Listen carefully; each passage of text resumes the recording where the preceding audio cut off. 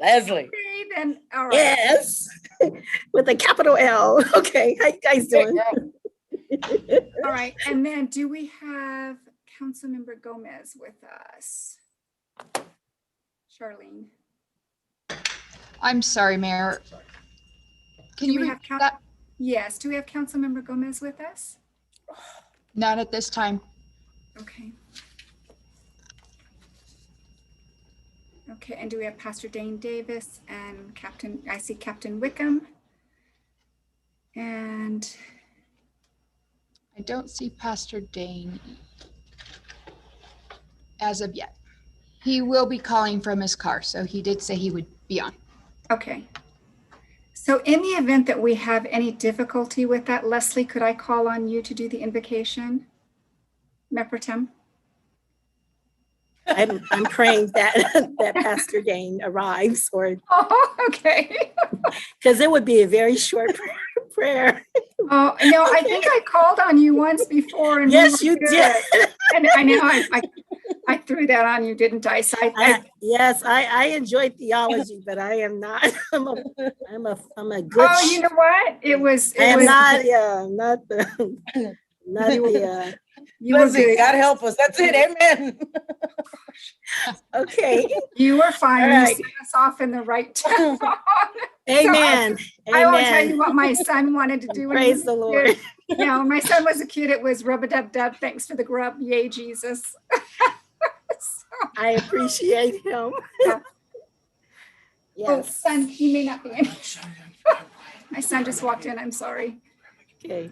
Just remember, I'm a member of the flock, though. Okay. Okay. That's for sure. I see yes. Pastor Dane's logging in now, so Hey, you are There you go, safe. Leslie. Thank you, Jesus. Okay. So, Sorry about that. Yeah. I had to mute mine too, Leslie. so I My have cheeks to already ask. hurt from laughing. So, all right. So, Miss Charlene Robinson, isn't tomorrow a special delivery for you? Thursday is a special It's delivery. Thursday. Dreams come in 1 true. o'clock. Dreamy. So that's so great. Her little room is ready. Her outfits are ready to go. She has a room. She has a room. Well, not like her little area. Her little area is all decorated in black and pink, and then her outfits are hanging, waiting for her to arrive. Oh my gosh, that is just. Laughing at Leslie I just and got to Liz. laugh. So you know, I got to keep my pig away from Liz for sure.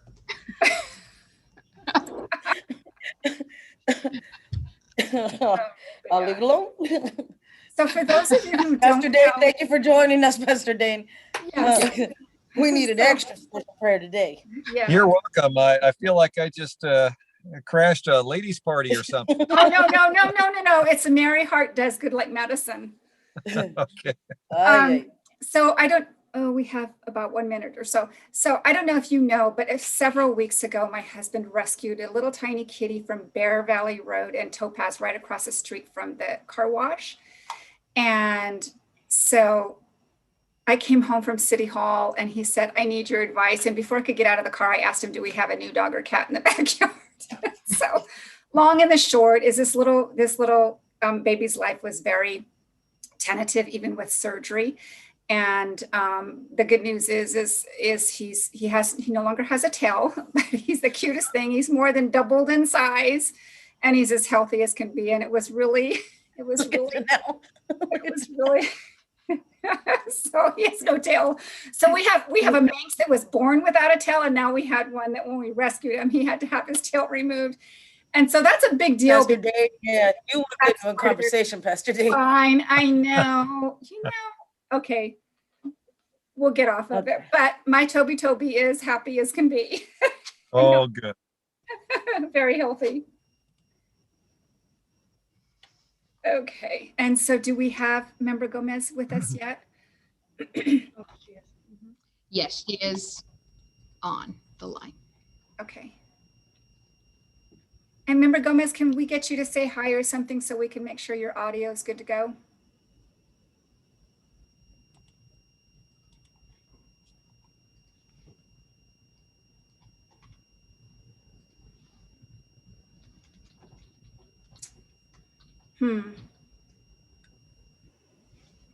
Can we tell if she's on a phone or another device? Do we know?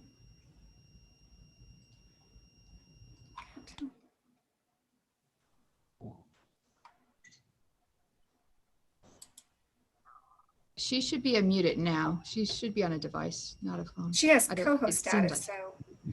Member Gomez, correct. can you say something so that we know that you're good on audio? Yes. Perfect. Okay. All right. With that said, everyone, it's 5 o'clock.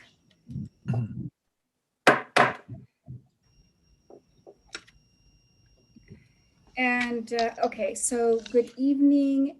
Good evening, everyone. Today Can't hear. is- I'm sorry. Let's start again. Good evening, everyone. Today is Tuesday, March 9th, 2021. The time is 5 p.m. This is the special meeting of the following, which will now come to order. The Victorville City Council and the same council also sitting as the Victorville Library Board of Trustees, Southern California Logistics Rail Authority, Southern California Logistics Airport Authority, successor agency to the Redevelopment Agency, the City as Housing Asset Successor, Joint Powers Financing Authority, and the Victorville Water District. Madam Clerk, will you kindly call the roll? Councilmember Becerra, Here. Councilmember Gomez, Councilmember Gomez, Present. Mayor Pro Tem Irving, Present. Mayor Jones. Here, thank you. A quorum is established. And with that, Pastor Davis, we invite you to lead us in our invocation, and then that will be followed by the pledge to our wonderful flag by Captain John Wickham. Well, thank you, Madam Mayor, and a very happy birthday to you. Thank you. And I was thinking of giving you a little song, but that may not be a city council meeting. So we'll just leave it with a happy birthday. Thank you. Please join me in a word of prayer. Heavenly Father, we do thank you for this day that you've given us, oh God. Once again, as I thank you often at these meetings, I do thank you for the gift of leadership. I thank you, Lord, for our city council.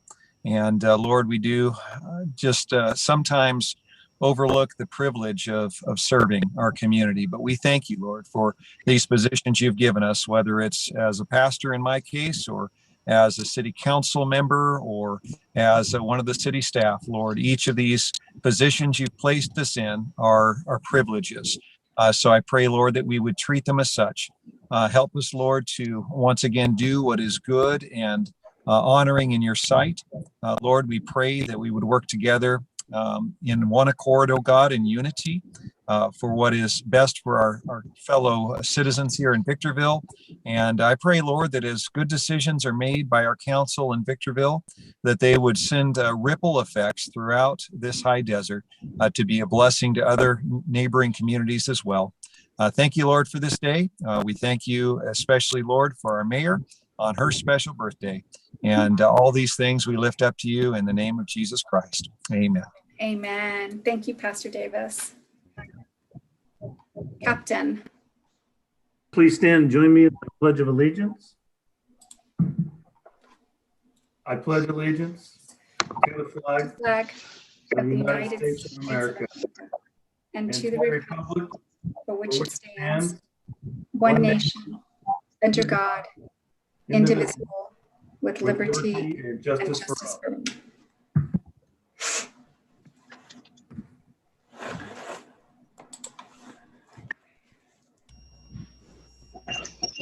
Thank you. Madam Clerk, will you kindly present the agenda and any revisions thereto? Tonight's City Council meeting is being held virtually on Zoom due to safety concerns related to COVID-19 and to reduce exposure for our community members, city employees, and council members. Our virtual meetings are conducted in accordance with the Brown Act and special provisions enacted during the coronavirus pandemic and will be held this way until further notice. We invite members of the public to participate in our meetings via Zoom. However, for those who do not wish to comment on issues, our meeting may be viewed on YouTube. For a future council meeting, public comments may be submitted via email to the city clerk. All email comments received by 4 p.m. the day of the meeting will be distributed to city council. Thank you, Madam Mayor. That's all I have. Thank you very much. At this time, council members, are there any conflict of interest declarations that you'd like to make? Okay, hearing none, we're going to go ahead and move on. So again, everyone, welcome to tonight's meeting of the Victorville City Council. We're interested in your ideas and opinions and furthermore endeavor to incorporate them into our deliberations. At the same time, the council must be able to carry out its business in an organized and efficient manner, free from material disruption. Therefore, this meeting will be administered in accordance with the council's established policies and procedures and Government Code Section 54957.9. Open meeting laws do not confer any privilege or protection for expression beyond that otherwise provided by law, nor do they permit council members to engage in dialogue during the public comment period. All testimony is to be directed solely to the council. Individual speakers are allowed to address the council once per agenda item for up to 3 minutes. When comments are invited, click the raise your hand feature located on the Zoom screen. Individuals will be unmuted, called on by name, then recognized by the presiding officer. Speakers are requested to comment as briefly as the subject permits. Individuals may speak to issues not posted on the agenda during the public comment section on the agenda, providing those issues are within the subject matter jurisdiction of the city. The presiding officer may decrease the time allowed for public presentation depending on a variety of factors, including the number of persons wishing to be heard.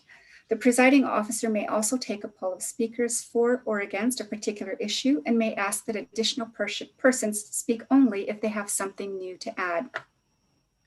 Audience members may not disrupt, disturb, or otherwise impede the orderly conduct of this meeting, and those who do are subject to removal from the meeting pursuant to Penal Code 403. Your understanding and cooperation are appreciated.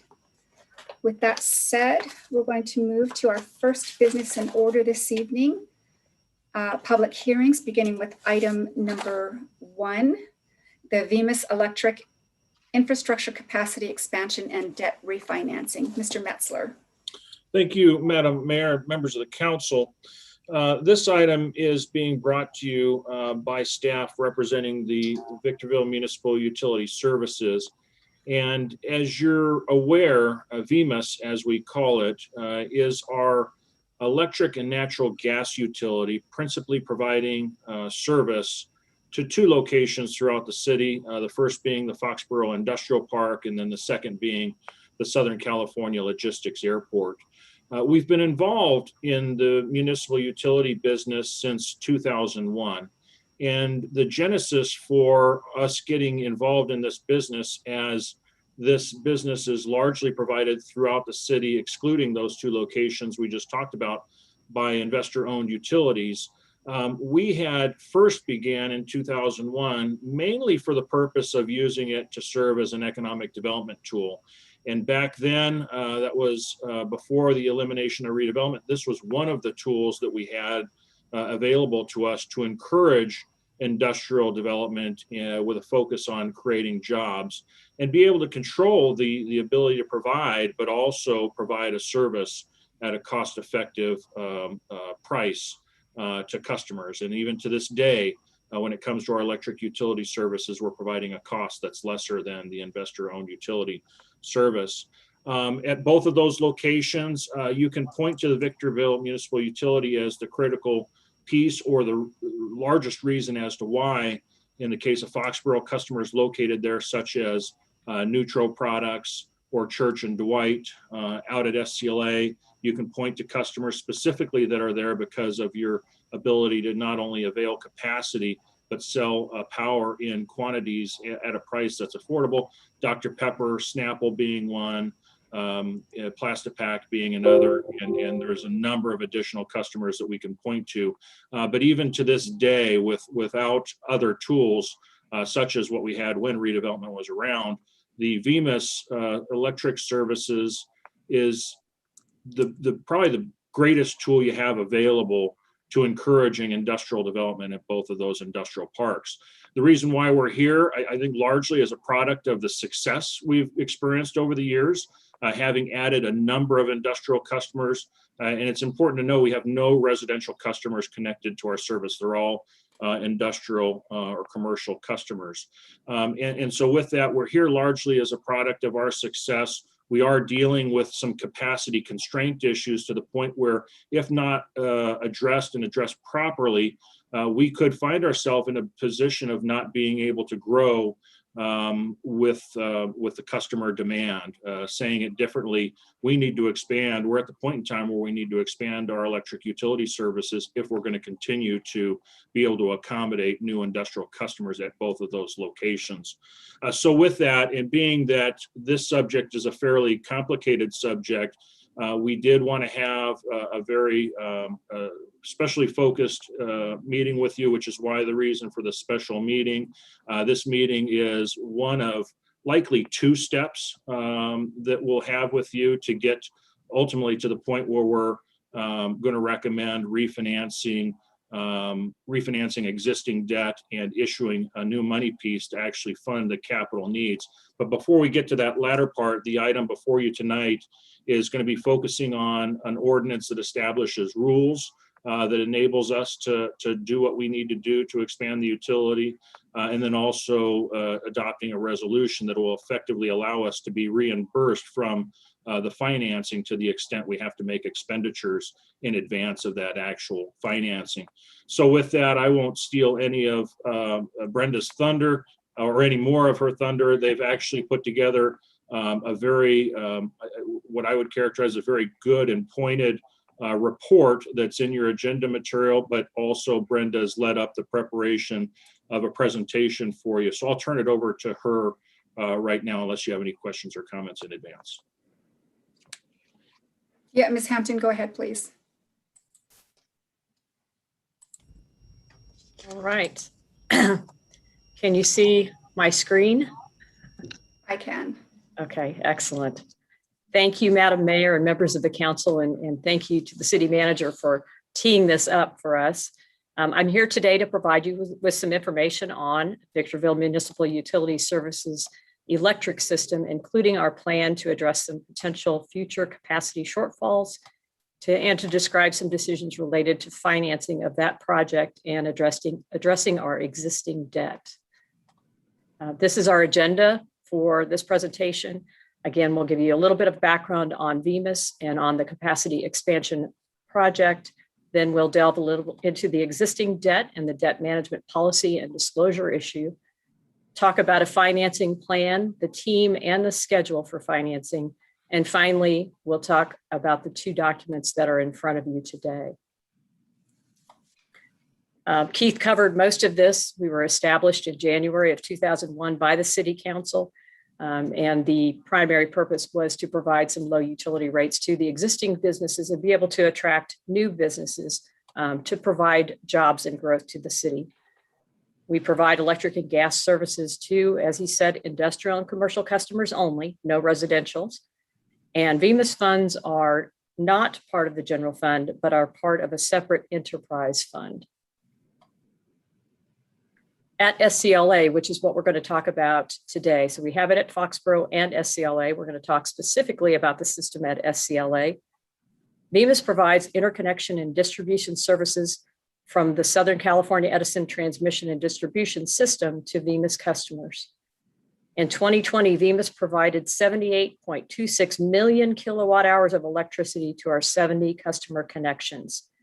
If you look at the last 5 years from 2016 to 2020, this represents a 37% growth in customer connections over the last 5 years. So you can see there's some growth happening out at SCLA. Our maximum capacity that we can currently serve at SCLA is 17.34 megawatts. So that's at any point in time, that's the peak load that we can serve. This is both a contractual limit with Southern California Edison and a system limit based on the capacity constraints, taking into account all the electric demand on SCE's system. So we have both a contractual limit and a system limit. VEMA set a record peak demand of 15.33 megawatts in September of last year. And in each month of 2020, the peak demand for that month was higher than the corresponding month in 2019. And we see this trend continuing. Also, as part of our planning process, we reached out to our largest customers on the system, and they've all indicated that they will likely be increasing their demand over the next 5 years. We're also aware of some additional new customers that will be joining our system.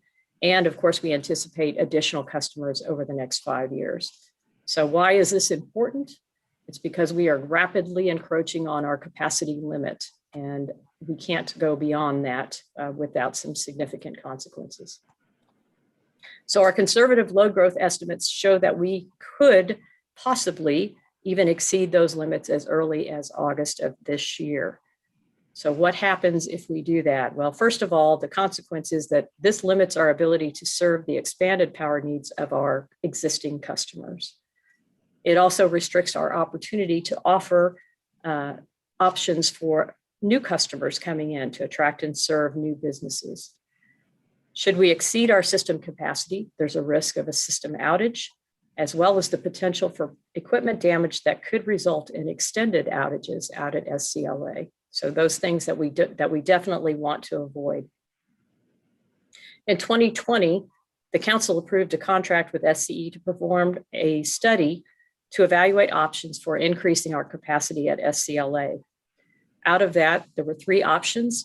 The lowest cost option is an expansion of the current system. And we have selected that option, not only because it's low cost, but also because the duration to complete is within a 12-month period. And part of that would actually be completed almost immediately upon signature of the contract. This would increase our system capacity from the existing 17.34 megawatts to 40.37 megawatts, which is significant and would allow us to have that 5 years of growth on the system. So what has to happen as far as system changes in order to make this work? There's 2 parts to this. One part are the changes that have to occur on the SCE system. The other part are the changes on the VEMA side of the system. At SCE, we have an SCE circuit upgrade that will include improvements to our current connection, as well as another interconnection point on SCE's Portland circuit. And there will be some distribution upgrades that will be required.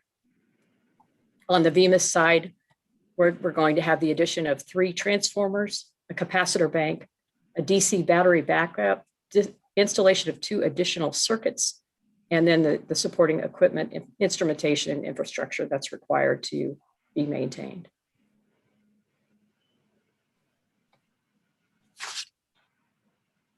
So if we look at the estimated cost for this, first we have the SCE circuit upgrade, we have the VEMA substation expansion, the 2 additional circuits, the engineering design. The total estimated project cost is $4.7 million.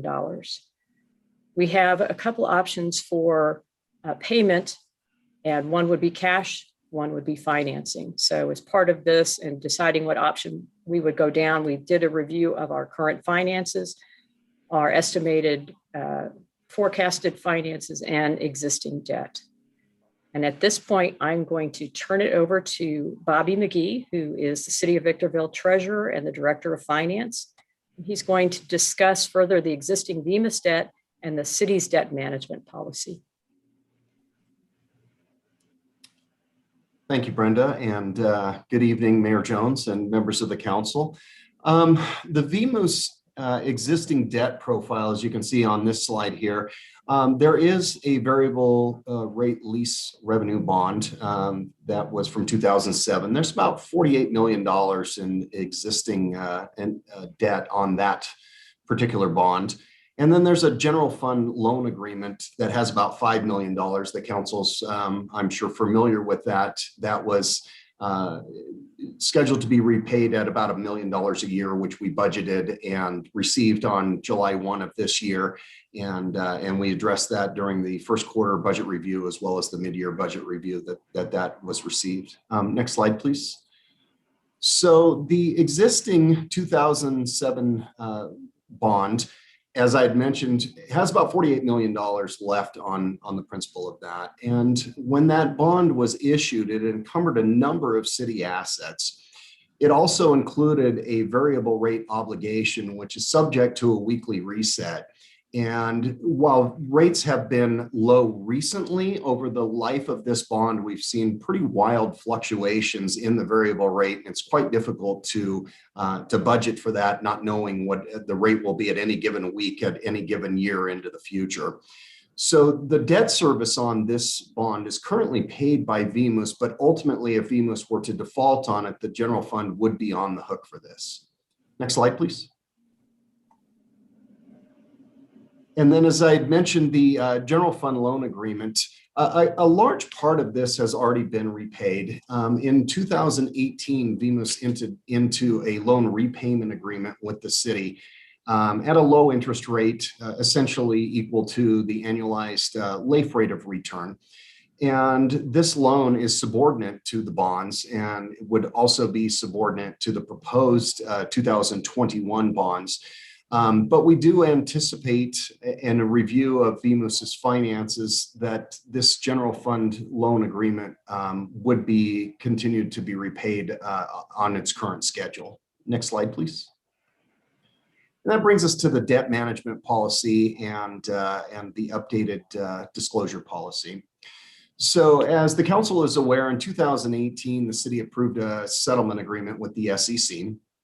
And as part of that, a new policy, a debt management policy, was adopted by the City Council on February 19, 2019 in connection with that settlement. And there was a number of recommendations that were presented by an independent consultant at that time, which were ultimately accepted by the council. The 2021 bond, as we've been reviewing it, complies fully with the updated debt management policy and the recommendations of the independent consultant. Next slide, please. So the proposed bonds adhere completely to this updated policy. And I'll draw your attention to a couple of things here. Number one is letter D there, the variable rate debt. This updated policy suggests that the city should avoid variable rates for the reasons that I outlined previously. And the proposed structure of the new bond would be a fixed rate as opposed to a variable rate. It's a little easier to be able to figure out what your payments will be in the future, as well as the establishment of a disclosure committee. And this year we established the disclosure committee for each one of the bonds that are administered by the city. And the city's disclosure council, which is Stradling, provided disclosure training to each of the members. And it was very popular. And we've had some other people request to receive the disclosure training in the future. They're actually planning on doing a second training in the future related to not only disclosure of this bond, but continuing disclosure for other bonds as well. Next slide, please. And the final part of this is the selection of the financing professionals. The policy has very specific guidelines for the selection of the financing team, including bond counsel. And I will mention that our bond counsel, Brandon Diaz from ORIC, is here tonight and is available to answer questions specific to that. We really appreciate that he took time out of his evening to join us tonight, as well as disclosure counsel, underwriter counsel, the municipal advisor, who is Urban Futures and will be taking over the presentation here in just a moment, and then a trustee. So the city treasurer, who is myself in this case, in consultation with the city manager, is responsible for recommending the financing team members. And so we worked quite closely with the group from Urban Futures, and a process was undertaken in which each one of these individual firms was looked at and recommended and ultimately accepted as we're proposing tonight. So the city is in full compliance with all aspects of the updated debt management policy, and we followed those procedures accordingly. Next slide, please. And so at this point, I'd like to turn it over to Wing C. Fox and Brandon Kafuri from Urban Futures, and they're going to walk you through the financing plan. Thank you, Bobby. Good evening, Madam Mayor, members of the City Council. My name is Wing C. Fox, and as Bobby mentioned, I'm a managing director at Urban Futures. My colleague Brandon Kafori is also on, and we serve as the city's municipal advisor. I'm going to walk you through the financing plan as it stands today. Next slide, please. So if anyone has been looking at or has already completed refinancing their mortgages, you know that interest rates have been low. They've been very, very low. Very recently, they've started to creep back up. But these charts show that looking since 2008, the chart to the right, we're still near historical lows. If you look at the ranges in each year of municipal market data, which is the benchmark for tax-exempt municipal bonds. So looking at the 30-year municipal market data at a rate of 1.8% as of March 2nd, and it's actually dropped a few basis points since the 2nd. The historical average has been at 3.9%. So as I said, we're still well below the historical average. Next slide, please. In terms of variable rates, those have also declined quite a bit since last year, mostly with the Fed's attempt to stimulate the economy after the coronavirus pandemic hit and shelter-in-place orders were implemented across the country. As Bobby mentioned before, the 2007 lease revenue bonds have reset kind of all over the place with a spike to 6.75% right as the shelter-in-place orders took effect in California.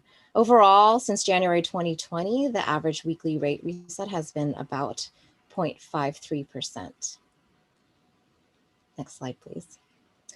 So in evaluating whether to leave those variable rate bonds outstanding or to refinance them, as well as to finance the capacity expansion project that Brenda mentioned, or to use reserves, the team looked at a handful of factors, including borrowing rates and costs in the current interest rate environment, the impact to customers, the effect on reserve levels and liquidity, as well as the impact to the credit rating for VMIS and the impact to the general fund. So starting at the top, as I mentioned, the borrowing rates are still at historically low fixed interest rates. And being able to lock that in, long-term fixed interest rates eliminates interest rate risk, as Bobby also mentioned previously. Right now, there's still a lot to work through, but we estimate that refunding those 2007 variable rate bonds will generate interest rate savings for the city and VMIS. And also bringing these two financings, the financing of the capacity expansion project, as well as the refinancing together, saves on overall costs of issuance. Looking at the impact to electric utility customers, the idea of financing a long-term or long-lived project is that it spreads the cost of the project across ratepayers that will benefit from that project over its useful life. So if a project's useful life is 30 years, again, you're spreading that cost to those that will benefit from that new project. Also, fixing in interest rates allow for more predictable expenses for budget and planning. It's difficult to budget and plan around interest rate risk when you don't really know what the rates are going to be at. In the last few years, markets have been very volatile. And that leads to more stable electric rates across the board when you can plan and budget for this expense. Looking at the impact on liquidity and reserve levels of VMIS, we took a look at the cash on hand, what it would do to the cash on hand if we used some of it on the project rather than bond finance for it, and what that decrease in liquidity would do to potentially the credit rating for VMIS. And, liquidity is really important for investment grade rating, especially during volatile times, and especially with a credit like VMIS, as Keith mentioned. This is a highly concentrated credit, meaning that VMIS doesn't serve residential customers, just industrial and commercial. And so having that liquidity and reserve levels to protect against revenue declines or cost increases is very, very important, as well as maintaining greater budget flexibility. So if new regulations come online or if system improvements are needed, you've got that reserve and flexibility. And lastly, refunding the 2007 lease revenue bonds onto the VMIS credit releases the general fund from being obligated to pay on those bonds. So even though VMIS is paying for debt service, general fund, as Bobby mentioned, is ultimately on the hook. And if we refund those bonds onto the VMIS credit, the general fund is no longer on the hook and is able to unencumber all those leased assets that Bobby had mentioned previously. Next slide, please. So this gives you an idea of all the team members that are involved in a financing like this one, and Bobby had already touched on the underwriter, the municipal advisor, bond counsel, disclosure counsel were all selected through an RFP competitive process. We are, again, mentioned, we're serving as the municipal advisor, and our role is to be the fiduciary for VMIS for the city, to look out for the city and VMIS's interests above our own, and to help shepherd the process for the financing. It does take quite a bit of time to get this type of transaction to market. We organize all of the financing team members and the calls and the documents, and ultimately ensure that the underwriters being fair when it comes to time to pricing the bonds. The underwriter currently is selected as Goldman Sachs. I'm sure everyone recognizes that Wall Street name, very, very strong, good experience. They're the ones that will structure the financing and ultimately set the price to sell the bonds on the day of pricing. As Bobby mentioned, Brandon Diaz from ORIC is on the phone. ORIC is serving as bond counsel. Bond counsel provides legal advice to city and VMIS and has drafted and continues to redraft the legal documents as well as the city charter and ordinance and the reimbursement resolution that's before you this evening. Disclosure counsel is Stradling, Yoko Carlson, and Ralph. They prepare the offering document, which is really the main document that Goldman Sachs will use to market the bonds and sell to investors. They've also had a disclosure training with staff, and they also work with the city and VMIS on continuing disclosure obligations. BNY Mellon is serving as the trustee. They are the trustee on the 2007 bonds, so they will serve as trustee on the new bonds, as well as the escrow agent on the bonds that are being refunded. So they'll make sure that the investors of the old bonds, the 2007 bonds, are getting notice that their bonds are going to be redeemed. They will hold some funds in trust on behalf of the bondholders, as well as VMIS. So the project fund will be held in trust, and VMIS will be requisitioning for monies as they are spending them for the capital expansion project. And they also administer the bond payments to investors and bondholders. The rating agency will be the agency we haven't selected, and most likely will be S&P, but there's S&P, Moody's, or Fitch, who will be rating the bonds. And what drives the bonds significantly is the rating that it will achieve. And so the rating process is very important. This team works together to put together a presentation for the rating agency. Next slide, please. So assuming that things go as planned, this is a rough sketch of the milestones before us, before we can get to market and get the proceeds over to Brenda and her team to start spending on the capacity expansion project, as well as to redeem the 2007 lease revenue bonds.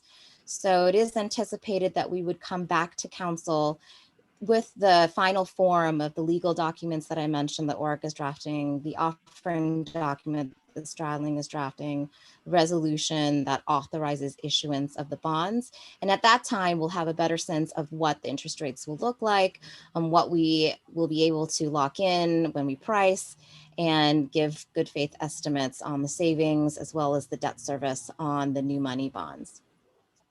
So right now we're anticipated to close sometime in May. And with that, I will turn it back over to Brenda. Thank you, Wing-C. So we have two documents in front of you today. The first one is the Charter City Ordinance. This ordinance enables the city to sell and issue revenue bonds. And this is for the city's various enterprises, including electricity, natural gas, water, or wastewater. These bonds are solely payable by revenues generated from those specific enterprises for which the debt was issued, in this case, VMIS. This ordinance establishes the procedures and mechanisms that the city must follow prior to issuing bonds. The adoption of this ordinance tonight does not commit the city to issue bonds or to create debt. So it simply helps us with the rules and puts the structure in place. The reimbursement resolution is to allow VMIS to purchase long lead time items ahead of time and be able to be paid back once the bonds are issued. The reimbursable expenditures must have been made no more than 60 days prior to adoption of this resolution. The adoption of this resolution does not authorize expenditure of any city funds or commit the city to issue the 2021 bonds. And that concludes the presentation. Thank you. Thank you, everyone. Excellent presentation. So now we're going to ask our clerk to read the recommendation. That the City Council accept the presentation by staff of the VMIS electric infrastructure capacity expansion and debt refinancing report and conduct a public hearing and receive testimony, introduce ordinance number 2416 for adoption and first reading by title only to amend Title III of the City of Victorville Municipal Code, waive a further reading in full of proposed ordinance and close the public hearing, and adopt resolution number 21-016 to reimburse the City of Victorville for certain capital expenditures from the proceeds of indebtedness. Thank you, Madam Clerk. All right, so now we're going to move on to technical questions for clarification. It was a very full presentation. So I'm going to recommend, council members, that when you're asking questions, if you could initially ask them of Mr. Metzler, Ms. Hampton, or Bobby McGee, and then they can refer it further, designates one of the other presenters to answer those questions if they think that it's going to be most helpful for us. So again, technical questions for clarification as to the presentation, and we'll begin with Member Becerra. Thank you, Madam. Mr. Metzler, on the construction costs for SCE for the upgrade, if we do go forward with it, are those construction costs for a contractor or for the city to do? Madam Mayor, members of the council, that would be work that would be contracted out. It's not something we would take on with our own staff. Okay. Do we get our electricity from the LA area or from the Nevada area, from SCE? So if they go dead, will we go dead? Well, we're interconnected to basically the grid. Southern California Edison is our local provider. They're the DMARC to our interconnect out at SCLA. But we're effectively relying on the entire grid to deliver power. And because we're not currently sourcing from a particular source, we can't tell you exactly where it's coming from other than it's generally coming from the grid. Okay. All right. The questions on the bonds.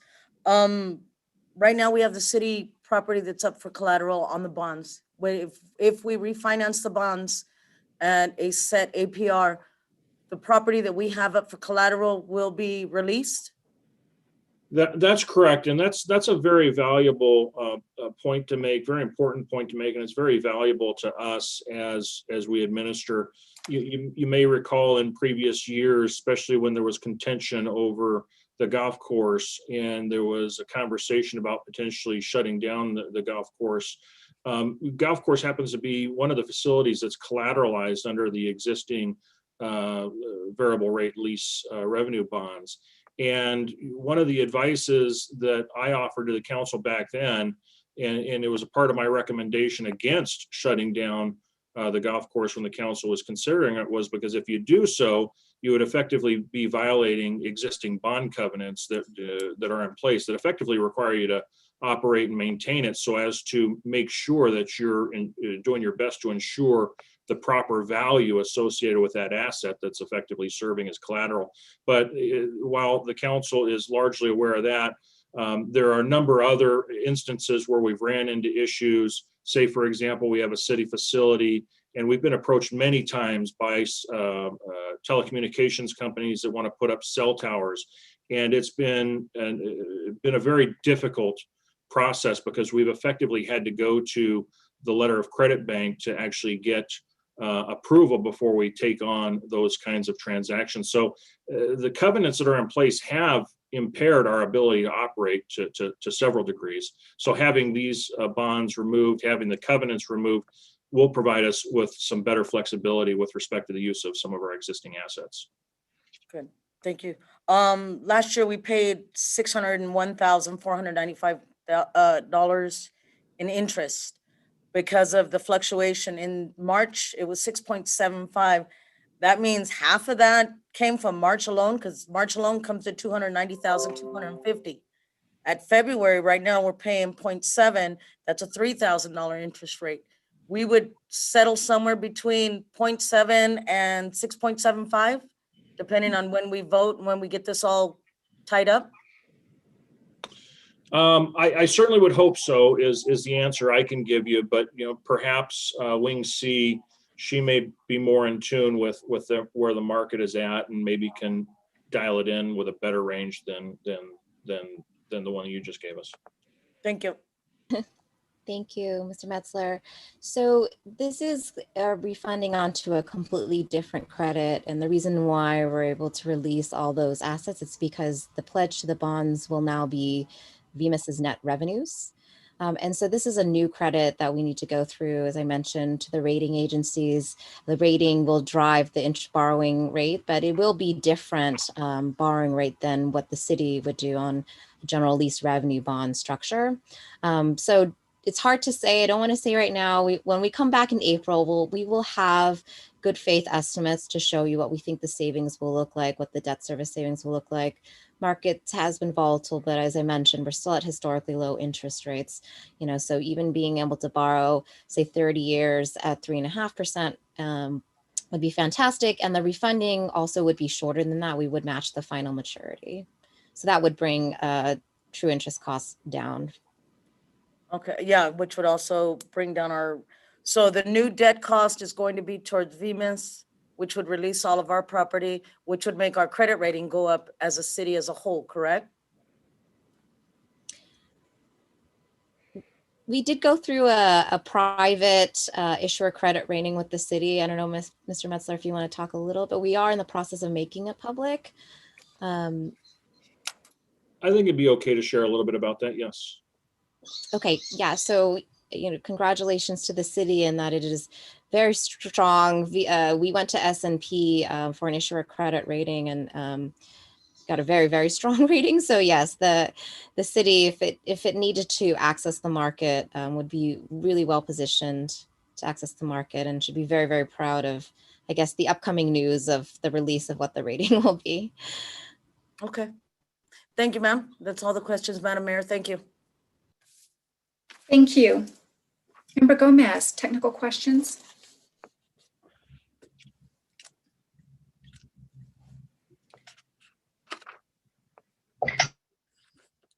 Member Gomez, you were unmuted and then muted. Now you're unmuted again.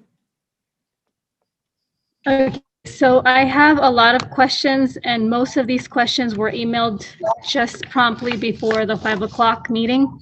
So I'm going to enter these for the purposes of establishing in the record, should they go anywhere outside of City Hall and should be measured or any other claimed. So I'm going to enter them into the record, and then hopefully you can capture some of these and respond to them. So the first one is, who and why is this agenda alone item in tonight's agenda as a hearing and not part of the regular meeting? What part of resolution 21-016 will be addressed? Will it address last Tuesday's audit, if any at all? The next question is, what mechanisms are you referring to, Ms. Hapton and Mr. McGee, when we talk about mechanisms? Why would the city be reimbursed? We're talking about reimbursements here. And does that infer that we are already approving and the votes were preset in the reading of the interpretation? It meant like we had already set this at passing, not considering people's decisions of one way or the other. The next one is, does staff have approximation of reimbursement costs and the expenses? And will this be included in the expense amount to construct a new substation? The next one is, why are we incorporating future amendments and capping at $6 million? Where are we going to be attaining this type of funding from? What city yards and parks were collateraled? The city parks weren't enunciated, although we did talk about the Green Tree golf course. We didn't talk about any city yards, so I wanted to know that. Next is, please explain what is meant by the encumbrance of these city facilities may impair the city's ability to receive grant funds that require deed restrictions, quote unquote, focusing specifically on which grants and what deeds and what restrictions. Next question is this bond related only to VMIS? Do we peak load limits exceeding capacity in 2021, presuming that Victorville may not have enough electricity to continue assisting? And was that only at SCLA and not Foxborough? Next question is, what steps were taken to promote the, quote, sound and uniform practices for issuing and managing bonds and to safeguard the city's funds while maintaining stability? Next question is, so in other words, the recommendation of this item includes refinancing of the 2007 A bond. And where is the financial structure and financial plan? I presume is on page 5, but it's not clear to me if that includes the financial structure. Next question is, a total of how many attorneys were hired? I saw 4, but then on the list Venn diagram, I saw about Your time is 6 up. people. Thank you. Member Gomez. So Mr. Metzler, some of those questions may have been answered through the staff report or the presentation that we received, but certainly to the extent that there's more answers to be given to Member Gomez, please feel free to do so and pass it along to the rest of the council members. Okay, and Member Gomez, so I do have to apologize. My understanding was that you wanted a writing answers to those by another means. Did you want them here and now? Well, not abusing time, I would have liked some of them to be addressed and whatever would not be addressed here, because despite the fact that you mentioned that they were answered here, I didn't hear them specifically answered here. And so that's why I asked those questions again. Sure, right. And I was just, thinking that some of them probably were in the presentation, but I understand what you're saying for sure. So Mr. Metzler, are any of those that you want to touch on at this point? Well, I did just print it out and yeah, we just barely got these 3 minutes before the meeting. So whatever your pleasure is, I can certainly try to go through them and answer them now, but I can just as easily, because many of them, they have been addressed either in the materials or in the presentation. A lot of them are pretty straightforward answers that certainly can be responded to in writing, and I have no problem copying the rest of the council if that's perfect. Okay, thank you. All right, Mayor Pro Tem Irving, technical questions. Well, first of all, one of the questions has already been addressed. That was the release of encumbrances on the city facilities as collateral if we do this refinancing. The other question is more for my personal edification, is for Ms. Hampton. You mentioned that Southern California Edison conducted a study and offered us 3 options with regard to evaluating the requirements for the electrical system. We chose the lowest cost and most expedient. What were the other 2? I'm just curious. Sure. Excuse me. The other 2 options, there was one off of their 220 kV line, which is the largest line that would give us a substation, an additional substation. Another one was off their 115 kV line, and that was also a much larger line than what we have now. I think for just their portion of that modification, that was something like $20 million for the cheapest one of those. And so that compares to less than $1 million for this option that we've selected. So those 2 would be much larger system upgrades. I see. Thank you very much. Sure.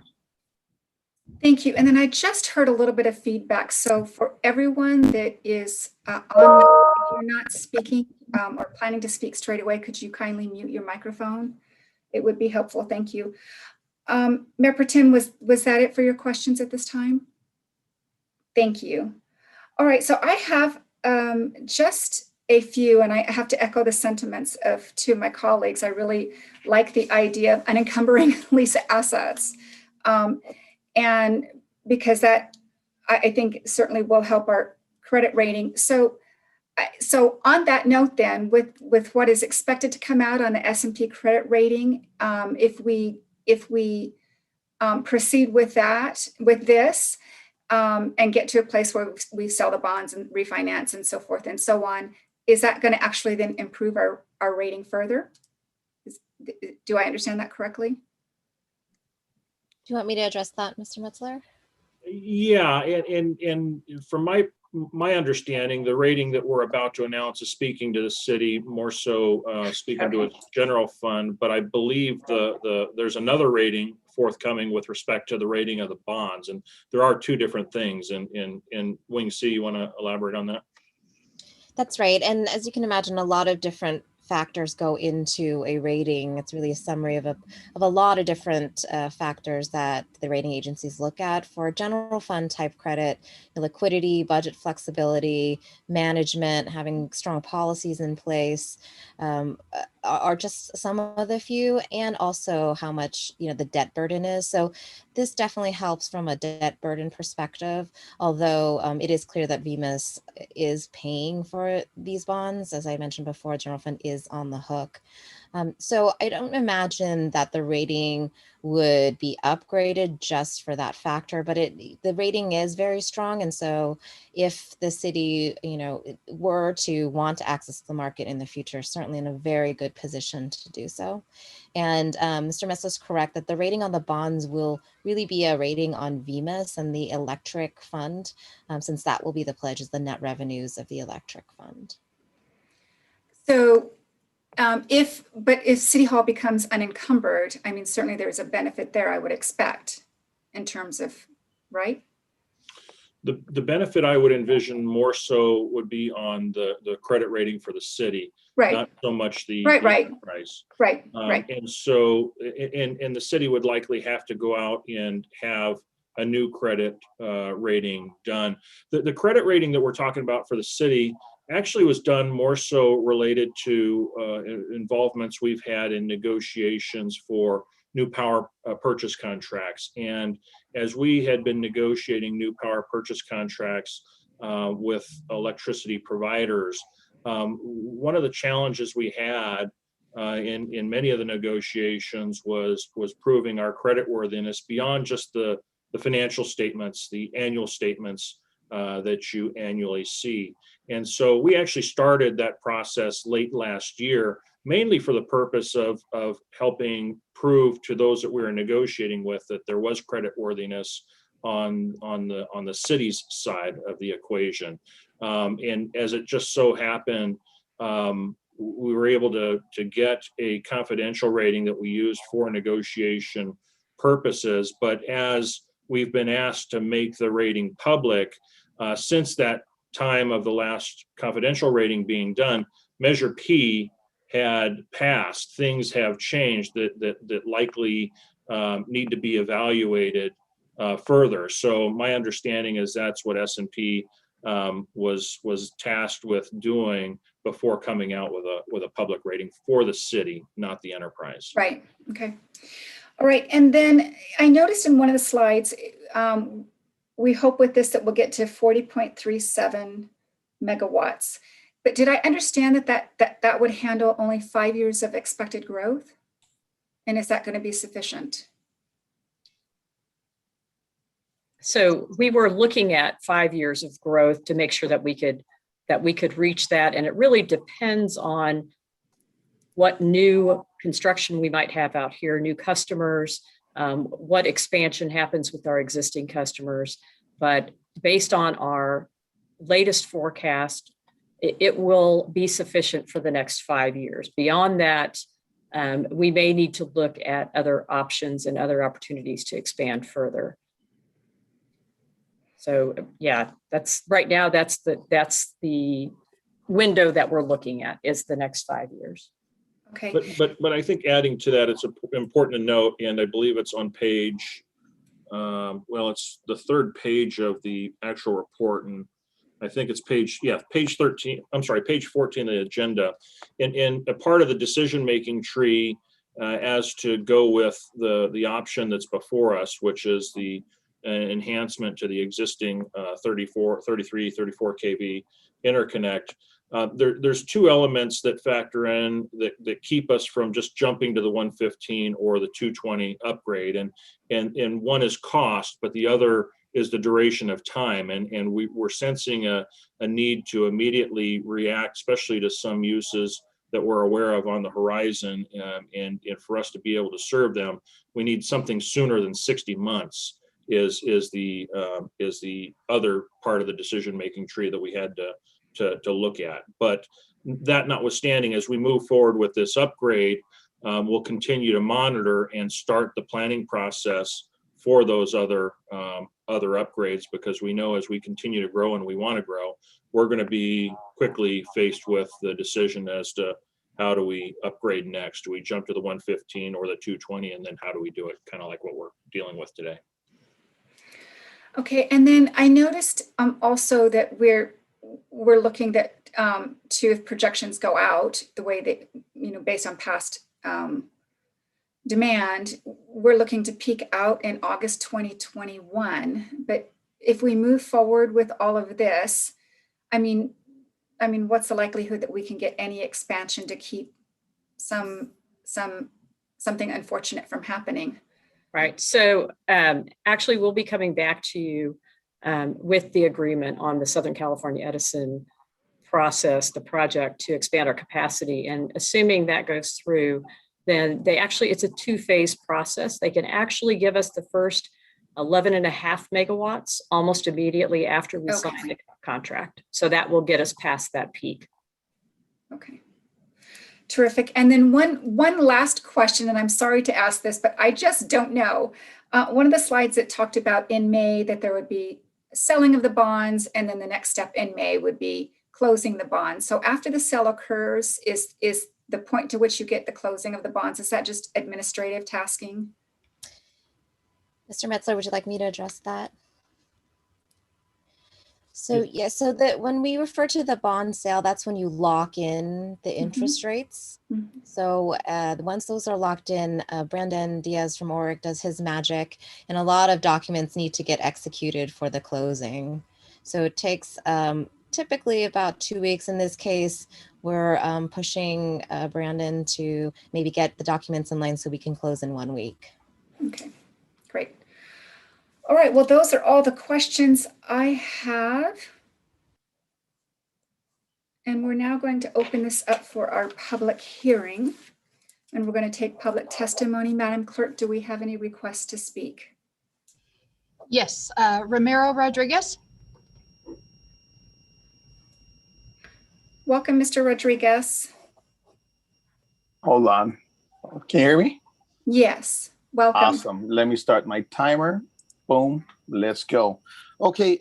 They mentioned something about the settlement with 2018, the SEC. Does that include the fines that were paid in the settlement for the embezzlement charges against the levels against Keith Metzler that were settled out of court in the city of Victorville? And also, is that settlement part of the readjustment of the loan for also the $11 million of the attorney's fees? Now, with the ORIC, with the rating of the bonds, for that to happen, with the history of the investor fraud being issued here with bonds and the city being denied to issue bonds for some time, would that have an adverse effect on the ratings of those bonds, I guess, for the investors that will be offered? And also here's a question that started this whole thing. The properties that are going to be backing those bonds, did the tax assessor value them at the correct prices, and we don't have the same thing happening that happened a few years back, which cost us, the taxpayers, $30.6 million. So that's one of the questions that I had also. That's very important. All this, they say it very pretty. They don't mention it exactly. They don't dive into exactly what's happening. It's just they're shining it up, they're dressing it up, but they're not telling us that exactly. We need to know also what are the properties that are going to be put up to back these bonds. They just said city properties, but parks, is the golf course going to be put up again? That's very important for us to know. They covered everything. They covered from the big old investment firms from that you read in Wall Street. That doesn't do nothing to us. It just cost us. But why don't we just go instead of risking money to fund this venture with the city to build something? Why don't we just go with somebody that's been doing this for hundreds of years already? Southern California Edison. We had a big old issue with Mars Pet Food Company, which we promised them to provide them electricity, and we never did. What we ended up is getting sued by them for $4 million and never, ever presented what we promised to. And with that going on and on, I don't see many companies and corporations climbing over each other to come work with us. Thank you. Thank you, Mr. Rodriguez. So, Mr. Metzler, we heard a lot of serious charges here, one of embezzlement and a settlement for embezzlement, another one for a $4 million lawsuit, and so on. Could you address that so that the record is clear? Thank you, Madam Mayor and members of the council. Yes, certainly the comments from Mr. Rodriguez are largely mischaracterized. The comment about embezzlement charges, there's no such thing as embezzlement charges. Embezzlement charges were never levied against the city, the airport authority, or even myself in connection with previous bonds being issued. I would encourage Mr. Rodriguez to actually go back and read the actual case. In terms of history of fraud, there's never been an actual history of fraud. And in fact, I think to the question that he was asking related to the two, should anybody be concerned? Anybody would be concerned if those actually occurred, but in this particular case, as it relates to Victorville and its affiliated entities, that's just a figment of imagination. As it relates to the comment about Mars and the suggestion that we never provided them power, that's grossly inaccurate as well. Mars Pet Care is a current customer of VEMUS. They've been a customer of VEMUS since, I want to say, 2004. And we've been providing them electricity ever since. Thank you, Mr. Metzler. Madam Clerk? The next speaker is Miguel Soto Jr. Good evening, Mr. Soto. Welcome. Good evening, Madam Mayor and members of the City Council.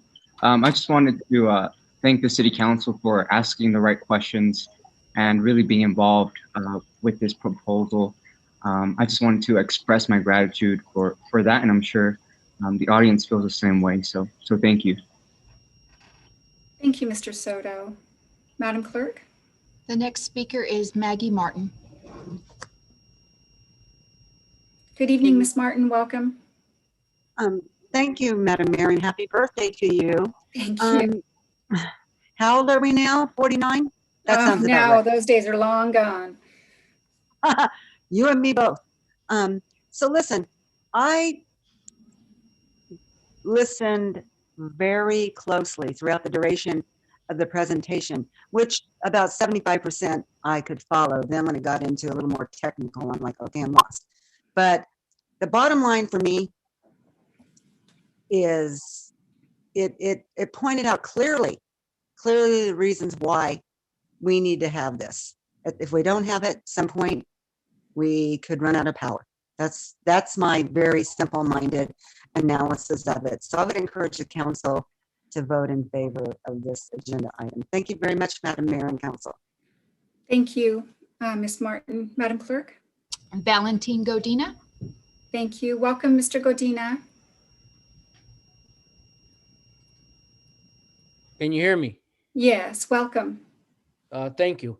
I'm not in the loop, so I didn't know it was your birthday. Obviously, there's some people that are in the loop.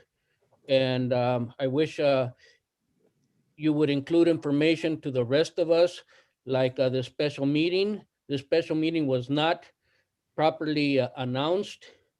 I happened to find out about it by accident, but I know that the people that are in the loop are always on here.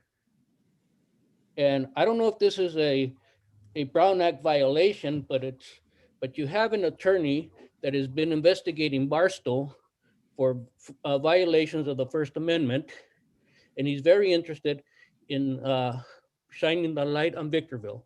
We don't need any more negativity.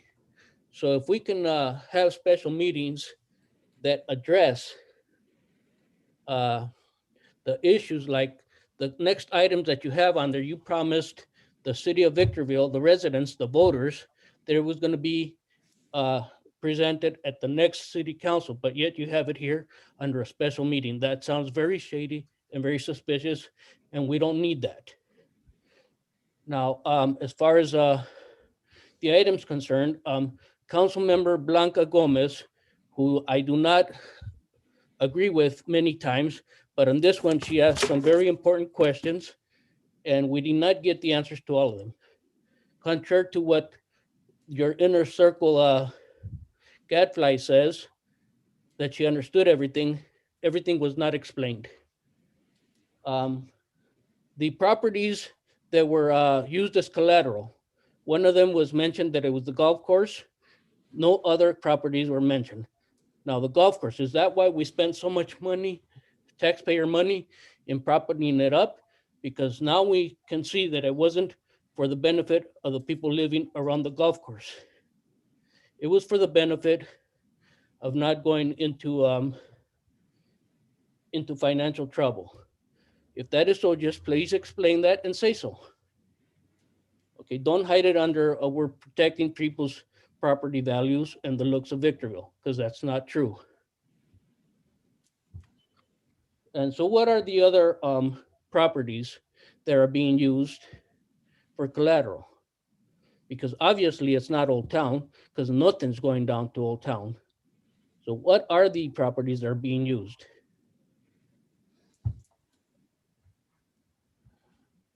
And so if we can save the other items for a regular council meeting, like you had promised, because we would like to have a word and an input on how you're going to. Your time is up. Thank you, Mr. Godina. Madam Clerk? There are no other speakers. Thank you. With that said, that concludes public testimony. The chair closes the public hearing, brings the item back to the council. And Madam Clerk, will you kindly read the title of the ordinance? Yes. An ordinance of the City Council of the City of Victorville adding a new chapter 3.66 to Title 3 of the Victorville Municipal Code relating to the issuance of revenue bonds to finance city enterprises. Thank you. The chair invites a motion. Be recognized. I barely heard you, but it sounds like you wish to be recognized, certainly. Yes, so I would like to provide comment. I didn't have my feature for the hand up during public comment. And I wish not to be cut off during the time of council comments. So how are we going to? Member Gomez, apologies, but the public hearing is closed. So we are now at the point where the chair invites a motion on this item. Any members? So moved, Madam Mayor. Thank you. To be clear, moving the staff recommendation, member? Yes, ma'am, 1 through 3. Thank you. Second. Yes, second. Thank you. We have a motion by Member Becerra, a second by Mayor Pro Tem Irving. We're now going to get into discussion on the pending motion, and we're going to begin with Member Becerra. No comments, just thank you to the staff inside the city and the one we hired. Very well put together, very well self-explanatory, and it's available to the public if they want to read it, correct? Yes. Yeah. That is correct. Thank you, sir. That's it. Thank you. Member Gomez, comments on the pending motion? Yes, I had several questions about the interest accumulations as well as the SEC ruling with debt management. and others with the refi of the 2007A bond. They needed careful attention, and it's my understanding, as a lot of the members in the public, that this meeting somehow was not accounted through transparent measures. This was a loan meeting, and so I disagree with the discussion. And so it's very important that we start placing items in regular session meetings instead of meetings such as this. Thank you, Member Gomez. Mayor Pro Tem Irving? No, I don't have any comments. Thank you. Thank you. And the only comment I wish to make, because just to clarify the record, is that this indeed is a special meeting. We exceeded the posting requirements for this special meeting. All right, and I have no other comments beyond that. So with that, the discussion period is now closed. Madam Clerk, will you kindly take the vote? Councilmember Becerra, Aye. Councilmember Gomez, Nay. Mayor Pro Tem Irving, Aye. Mayor Jones. Aye. Motion passes with Councilmember Gomez voting no. Thank you. So the council has just taken action in accordance with the recommendation laid out on the agenda, specifically points 1 through 3.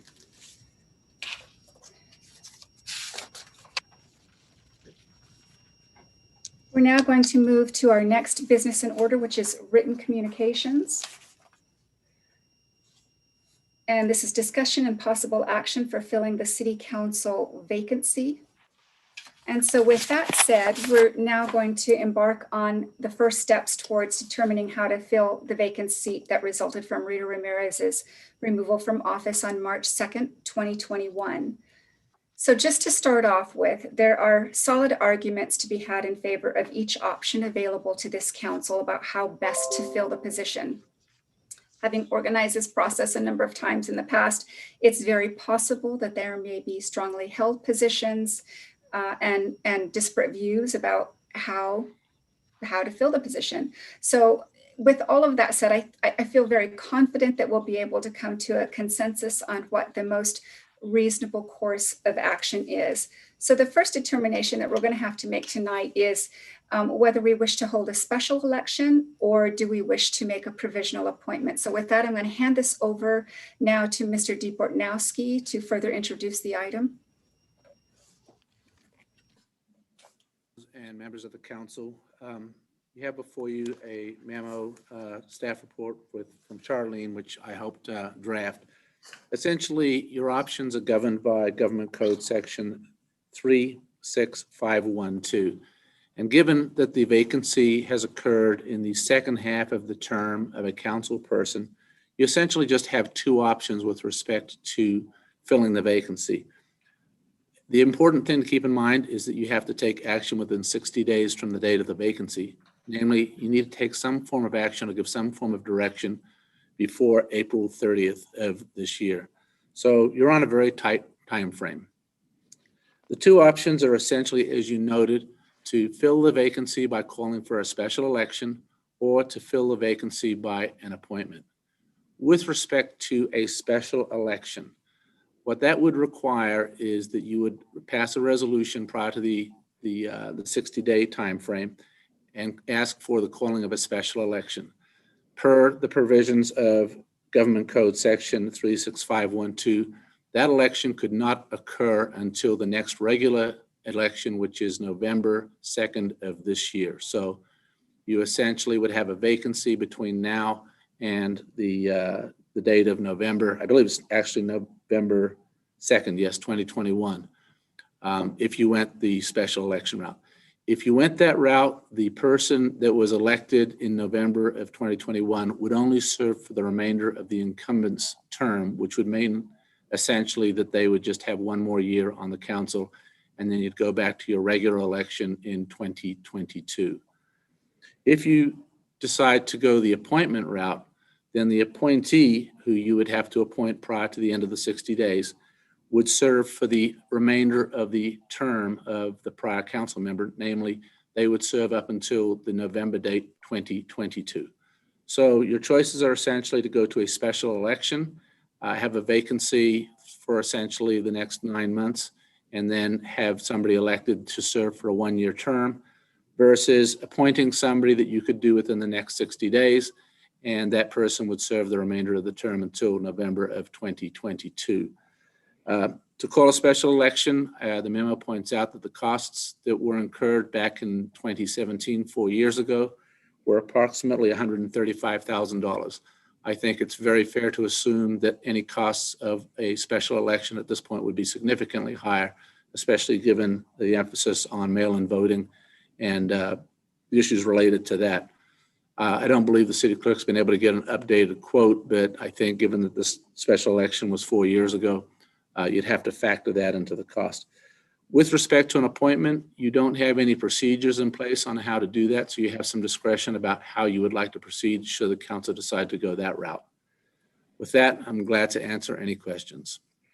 Thank you. Before we do that, Mr. DeBortnowski, will Madam Clerk kindly read the recommendation?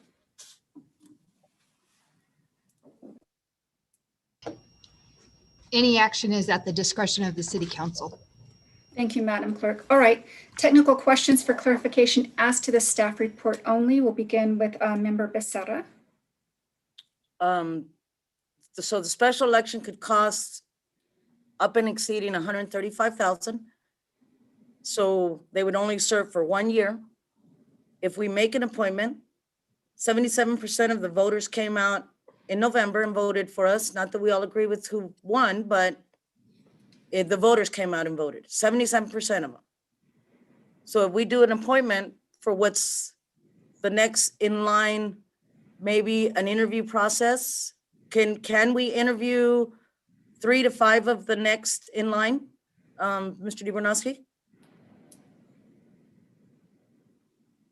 Yes, certainly you could establish procedures on how you wanted to do it. Again, we don't have any procedures in place at this point. So if the council gave direction, depending on how you want to do the appointments, certainly that would be an option. Okay. Okay, no, that's all it is, Madam Mayor. It's 77% of the voters already told us who they want in there. Thank So you, Member. We'll use Thank that. you. Thank you. Member Gomez, do you have questions regarding the staff report?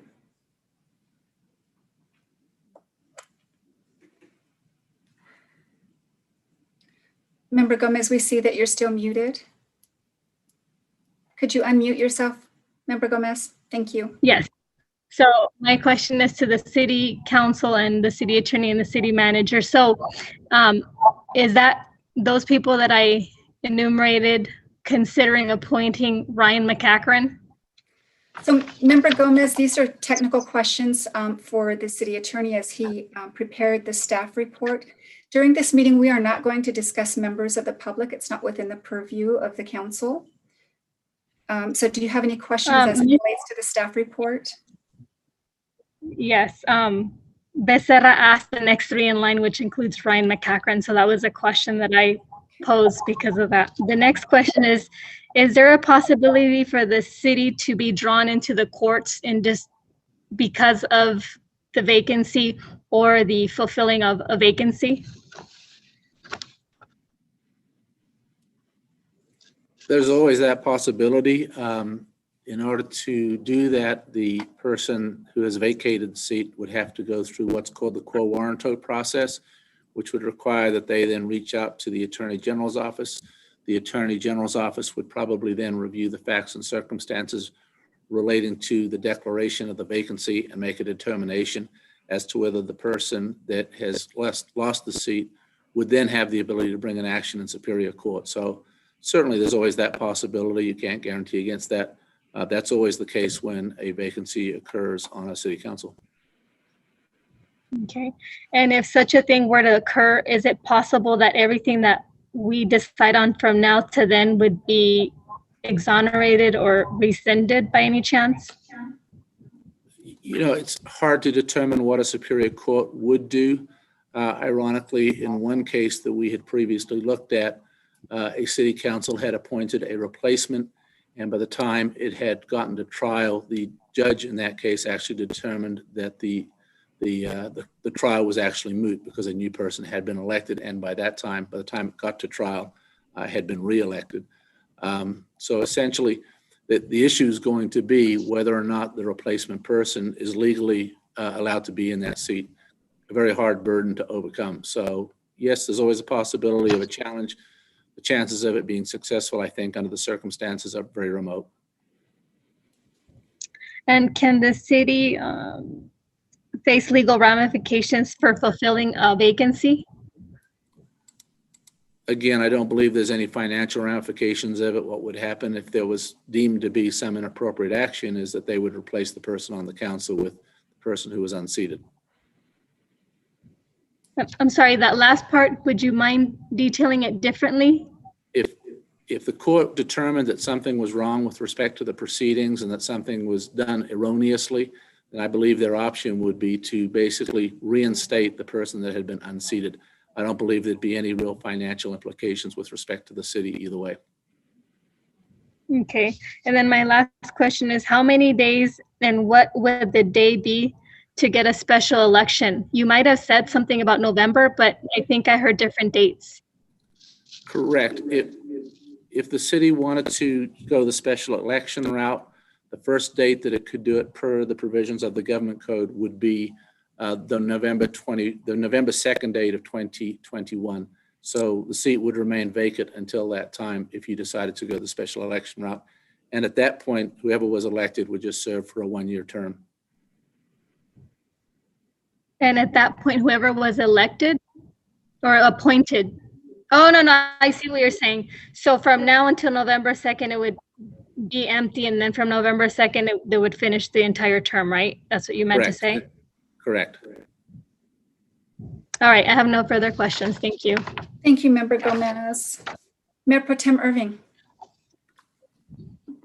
Yes, I do have a question. With regard to a special election, I understand that we don't really, as a city, we don't have any guidance, like our ordinances are silent or quiet on the issue. Could we not adopt an ordinance to give us guidance so that we can call for a special election sooner than November 2nd, 2021?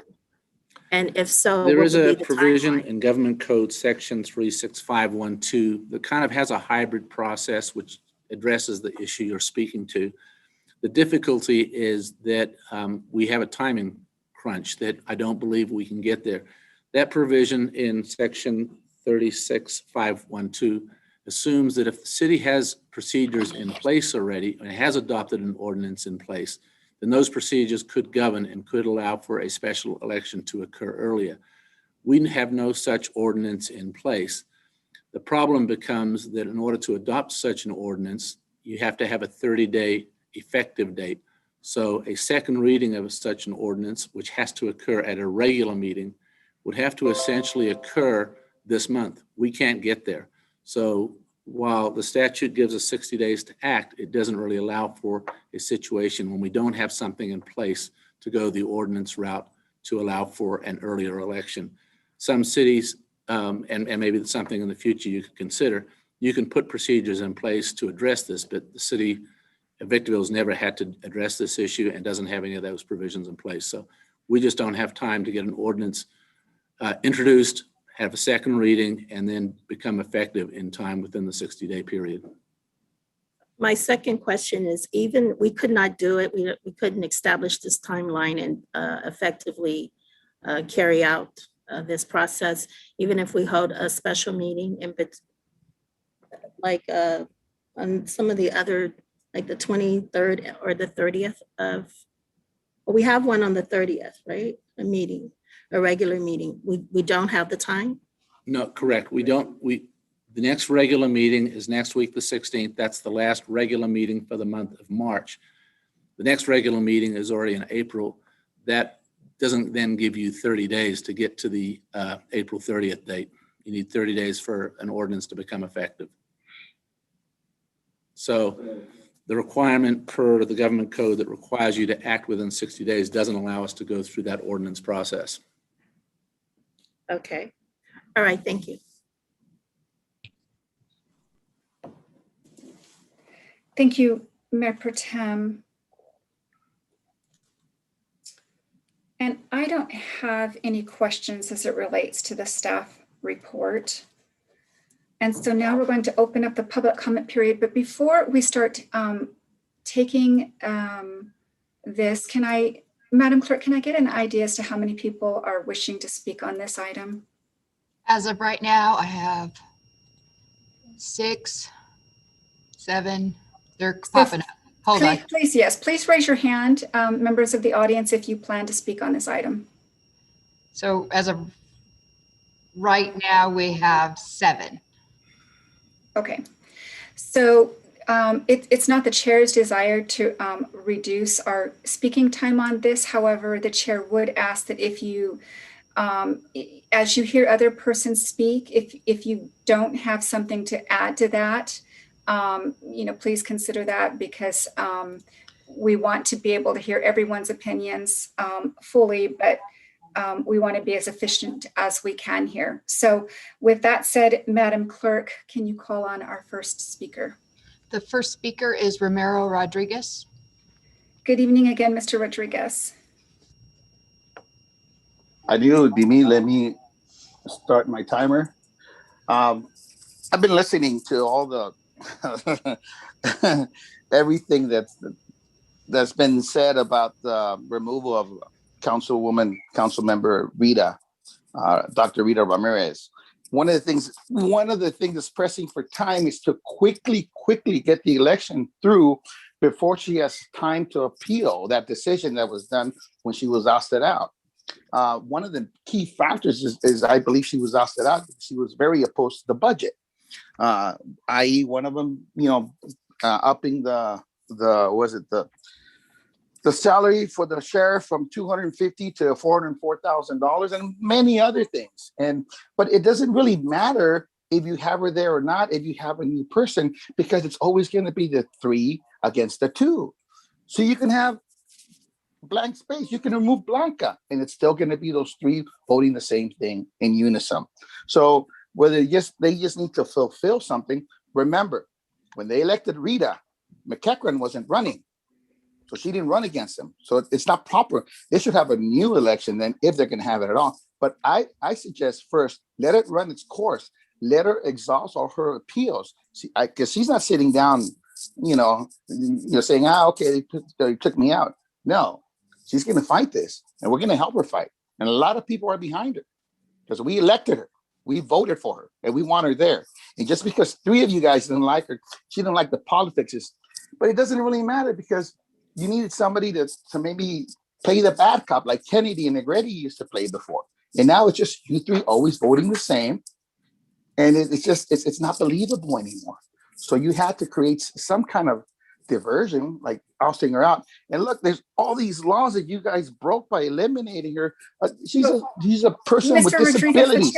Mr. Rodriguez, the chair is going to redirect you. I've allowed ample opportunity on this, but I'm going to. No, I have my 3 minutes. Give me my 3 minutes. Give me my 3 minutes, just because I didn't wish you a happy birthday. Mr. Rodriguez, the chair is cautioning you to move back to the purpose of the agenda item. Okay, I recommend that you wait before putting a new person there and giving my time back that you took by speaking when I was speaking.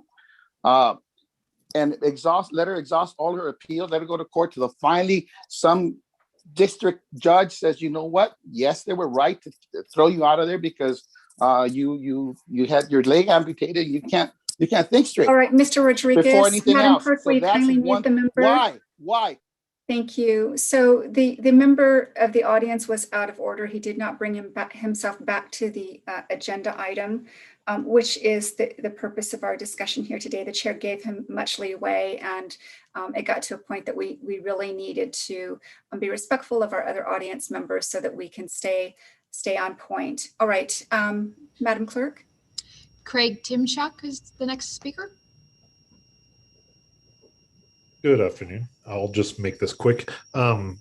As someone who ran for city council last year, given what's going on, and how difficult it was to run last year without a large footprint pre-existing, it would be appreciated if, instead of limiting the interviews to 3 to 5 of the top candidates, in limiting the interviews to the entire candidate base, and give everyone an option to be considered for a spot to replace Council Member Rita Ramirez. And that's it. Thank you. Thank you, Mr. Timchak. Madam Clerk. The next speaker is Michael Basnight. Mr. Basnight, welcome. Good evening, everyone. Madam Jones, Mayor, and happy birthday again. I know Thank you've you. probably heard that all day today, and you've earned it. It's speaking on behalf of that 77% factor of the Victorville citizens voting last November. We all spoke our piece, and we came up with who we have. And the next one in line is Ryan McEachran. I would like, as a citizen, just to keep it simple, Simon, let's appoint Ryan. He earned that position. We all voted him into that position, and give him the right to take that position if he wants to take it. Instead of spending more money out of the city's coffers for a special election, that gets kind of costly. Then you got to ask the public to come back out during this COVID event and vote again. So that's my piece on it. I think it'd be great. Let's just go to the next person in line, and that's Ryan. Thank you very much for my time. Thank you, Mr. Basnight. Madam Clerk. Maggie Martin.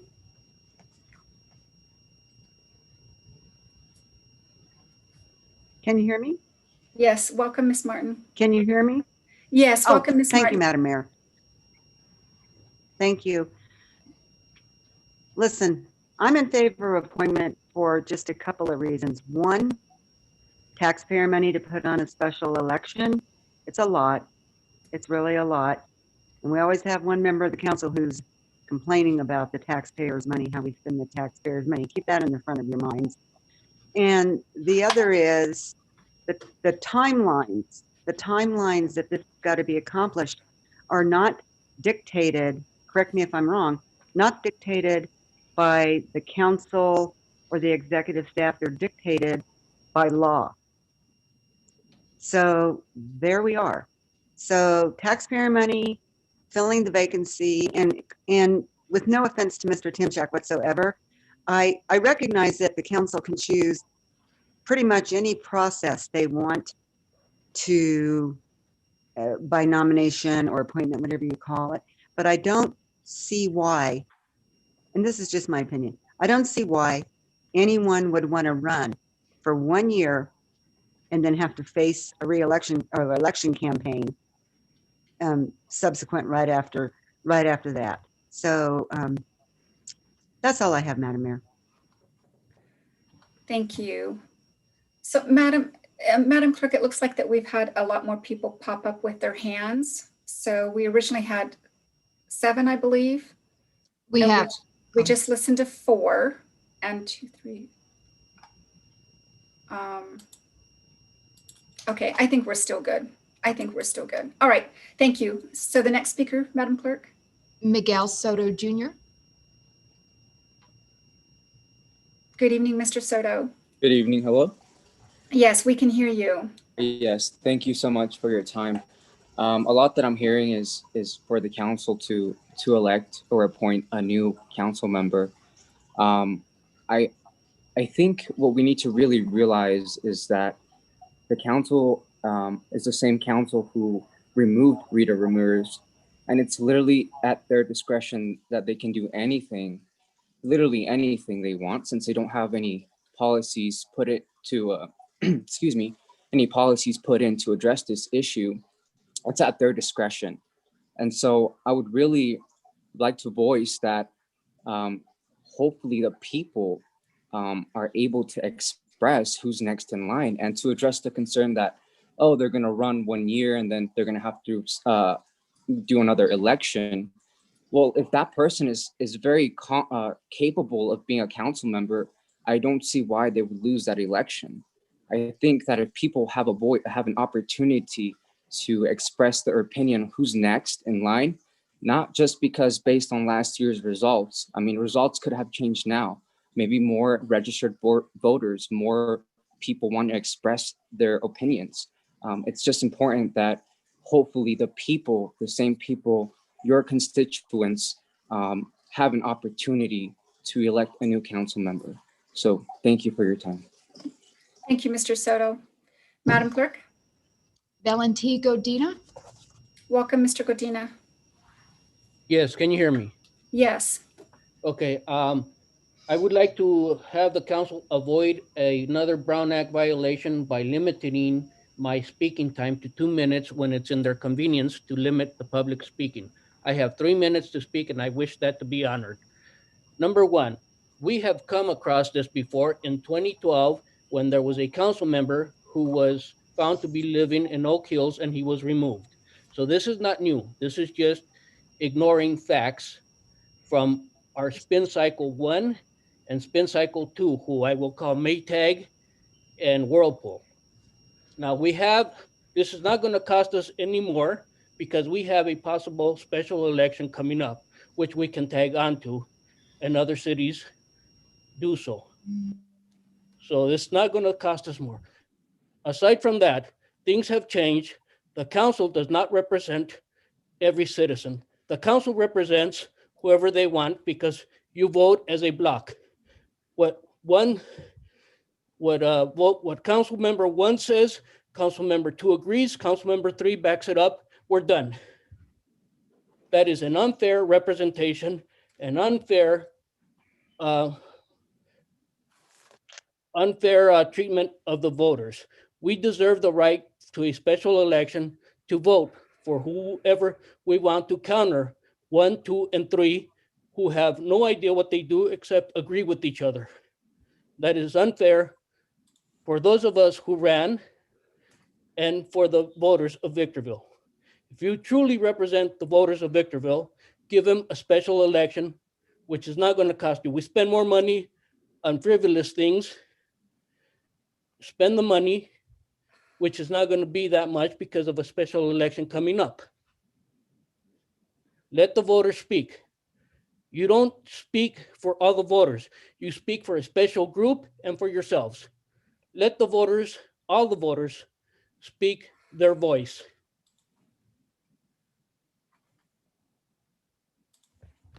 Thank you, It will not Mr. be any more cost. Thank you, Mr. Godina. I appreciate it. And to my audience, I apologize. I'm having difficulty with my background, so I'm going to be this way for a little bit until I can figure it out. So, Madam Clerk, who is the next speaker? Karima Abdul. Thank you. Welcome, Ms. Abdul. Hi, Council. I would like to agree with Leslie Irving. We can do a special election. It will probably be at no cost if we tag along with the statewide special election.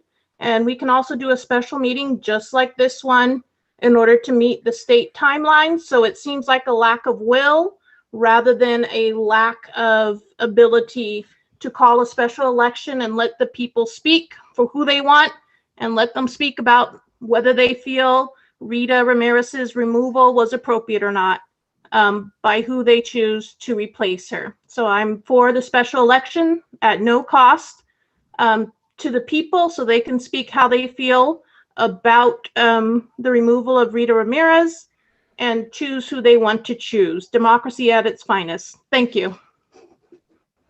Thank you, Ms. Abdul. Madam Clerk? Seta. Good evening.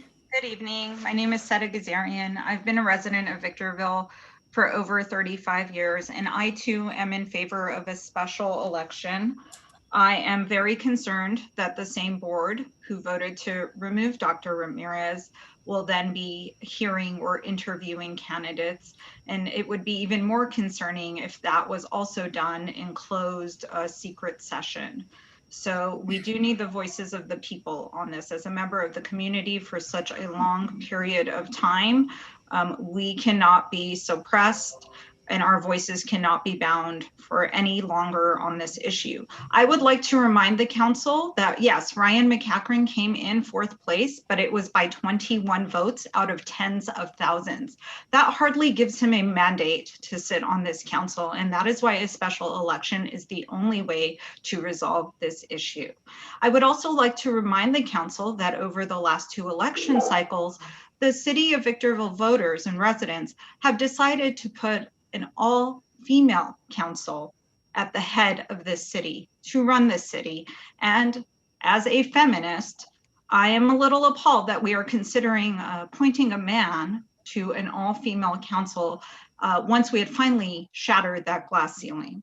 So there are many reasons for which I am in favor of a special election, and I hope I have enumerated them for you.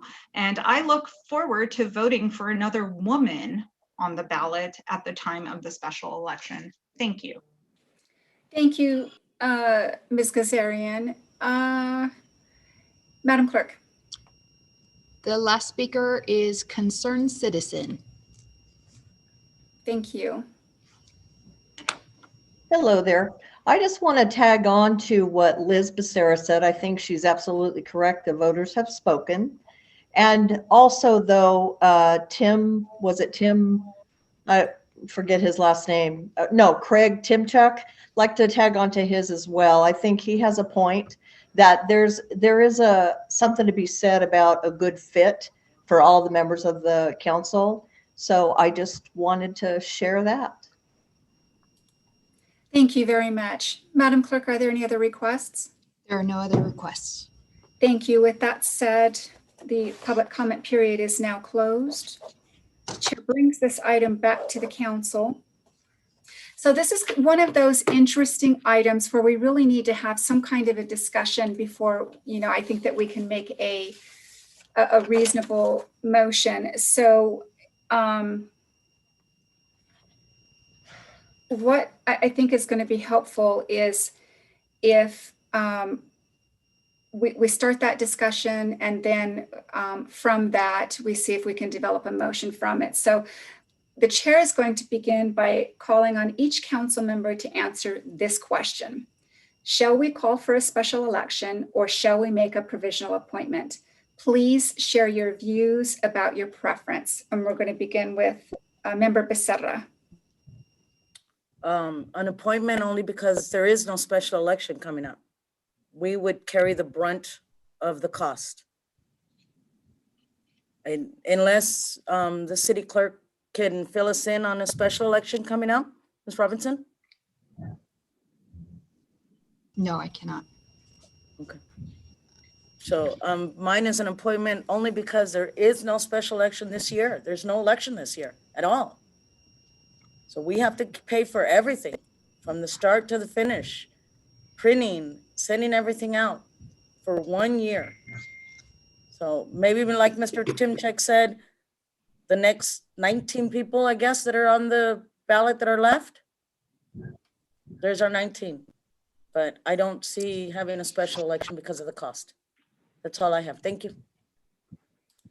Thank you, Member Becerra. Member Gomez. Shall we call for a special election, or shall we make a provisional appointment? Please share your views about your preference. So I would like to bring to the table a subordinate motion to establish a resolution to be set. Member Gomez. Member Gomez, right. Hold for a moment, please, Member Gomez. So at this point, the chair is posing a question to each council member. That's what's before the council. There's been no motion made. There's no such thing as a subordinate motion, and it wouldn't certainly not even be a time for a substitute motion because one doesn't exist on the floor as of yet. So the question before you right now is, shall we call for a special election, or shall we make a provisional appointment? Please share your views about your preference. Yes, I'm going to reserve and not respond to the chair because I'm going to create a substitute motion, and that's my desire. Thank you. We're not going to do that at this time. So once there's a motion made, you're certainly free to make up a substitute motion. Moving on to Mayor Pro Tem Irving, shall we call for a special election, or shall we make a provisional appointment? Please share your views about your preference. Thank you, Mayor Jones. For me, voting and representation are very serious. Generally, I would support any action that is cost effective and fiscally prudent. But in this case, I think that the voters, their voice should be heard. I support that wholeheartedly, and I stand on that firmly. So I support a special election. Thank you. Thank you, Mayor Pro Tem. All right, so this is, it's very interesting, and I've heard some very strong arguments as I suggested early on in the meeting. I thought we might. And certainly the input from the audience was helpful. So the question that I asked myself is, shall we call for a special election, or should we make a provisional appointment? And so in answering that, so I kind of looked at the pros and cons of each. And so certainly with a special election, it's, clear-cut, determinative of the will of the people. The cons for me are that it won't happen until November 2021. There's no other election on which we can piggyback. That's my understanding. So a seat would be vacant for eight plus months. I think Mr. Dubornowski said 9 months. And for me, I'm always looking at what work we have before us. And this council has a lot of work to accomplish in the city. We would be without a full complement of council members for many months. And special elections don't typically have a strong turnout. We just had an election 4 months ago when the people voiced their preferences. And I think it was Member Becerra that said that was a 77% turnout. And I think that was the highest turnout we've ever seen.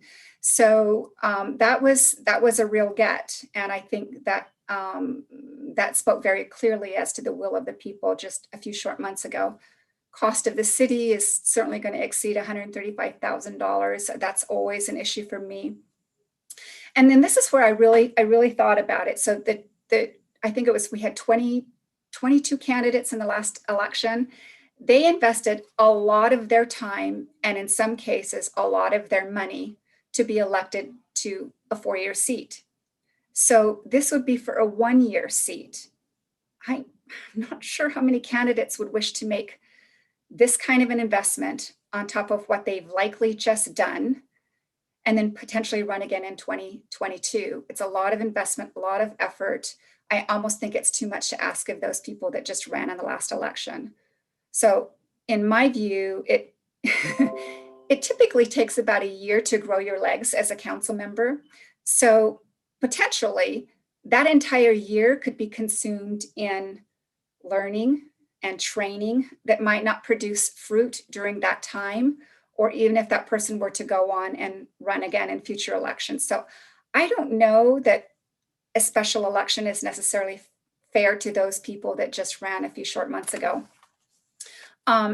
In terms of provisional appointment, I've never subscribed to the philosophy, and I've done this organization of these kinds of things a number of times in the past, and I've never subscribed to the practice that you just automatically appoint the next person in line, or the next highest vote getter.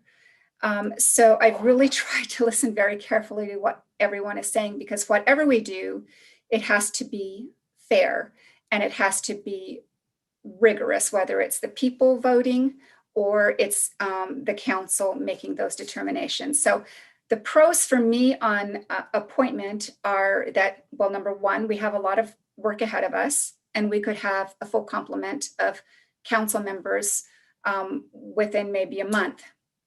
We just had an election 4 months ago. People clearly stated their preferences, and we know who these people are. An appointment would not usurp the people's voice because they just spoke.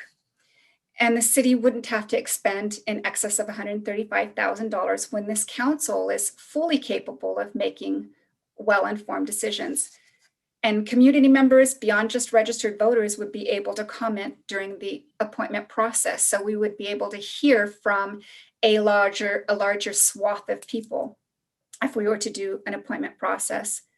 And then this is the big advantage for me. We know from experience and training what makes a suitable council member. So if we were to appoint through a robust, uniform application and interview process that's free from any appearance of impropriety of, we'll say the next 5 top vote getters from the last election, we'd have the unique opportunity of making a selection, beginning with those who've been vetted already by the public and have their confidence for a seat behind the dais. And we'd be able to dive much deeper into each candidate's competence and suitability for the position through the rigors of an interview. So for me, this seems like kind of a, as long as an appointment process were very rigorous and robust, that seems like that this gets us to the place where we're honoring the voice of the people, and yet we're making sure that what we do is very methodical, very fair, very just, and very robust. So as for me, I'm most interested in an appointment with the rigors of a robust appointment process. So with that said, thank you for listening, and the chair invites a motion. Madam Mayor, I move that the council choose the option of provisional appointment to fill the vacancy of the removal of office of Rita Ramirez on March 2nd, 2021, and also that the council direct the city manager's office to contact the next, let's go with 5 top vote getters, and from the general election with an invitation to apply for the vacant seat, so we can vet them, we can interview them, and we can pick a new council member, whether it's a he or she, it doesn't matter. We need a complete, competent council. Thank you. Is there a second? Councilwoman Gomez goes ahead and makes a subordinate motion to what was just stated. Member I'd like Gomez, to establish a resolution. Member Gomez, I'm going to call you to order on this. We don't have any such thing as a subordinate motion. Would you like to make a substitute motion? If you want to call it that, anything for you to stop stripping my voice, yes. Member Gomez, please bring yourself to order. You may make your substitute Yourself motion. to order. I did, and I'm trying to, but you always want to correct me. So it's very difficult when you do that. Move on. Would you let me speak without interrupting? Member Gomez, move I'm on. going to start again. I'm going to start again, and it's called a substitute motion. That's how I regard it as. So I'd like to make that motion to establish a resolution to be set in place to set guidelines for future vacancies, and to include a special election to be placed at a special meeting 7 days or before, so that we do have the 30 days from April. That's my motion. Thank you. Is there a second on the substitute?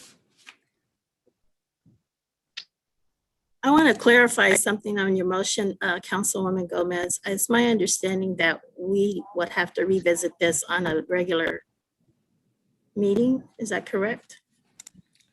At a regular schedule. If you would like. So, Mr. DeBortnowski, can you chime If I in for might, Mayor Pro Mayor, Tem? Yes. The adoption of a ordinance has to occur at a regular meeting.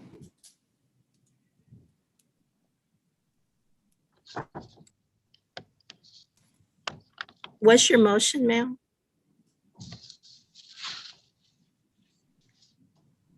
Member Gomez, will you repeat your substitute motion? Absolutely. So I said I made a subordinate motion to the one that's already on the table, that I'd like to establish the resolution to be set in place, to set guidelines for future vacancies, and to include a special election to be placed as a special meeting 7 days from today or before. Thank you, Member Gomez. Is there a second? Hearing no second, the motion dies. We're now back to the main motion. Is there a second? Chair Jones seconds.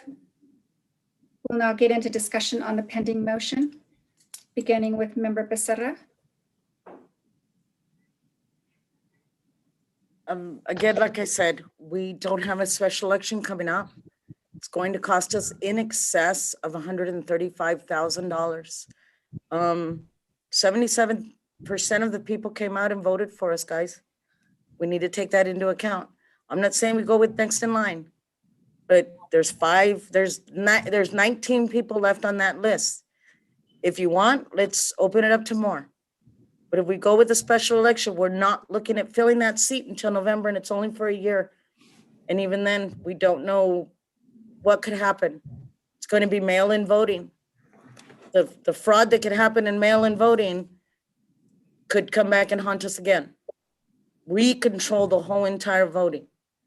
So my thing is, if we interview and provisionally appoint, at least we know what's going on in front of us. That's all I have. Thank you, Member Gomez, Member Becerra. Sorry, I was looking at Member Gomez's name. Really? All right. Member Gomez, discussion on the motion pending.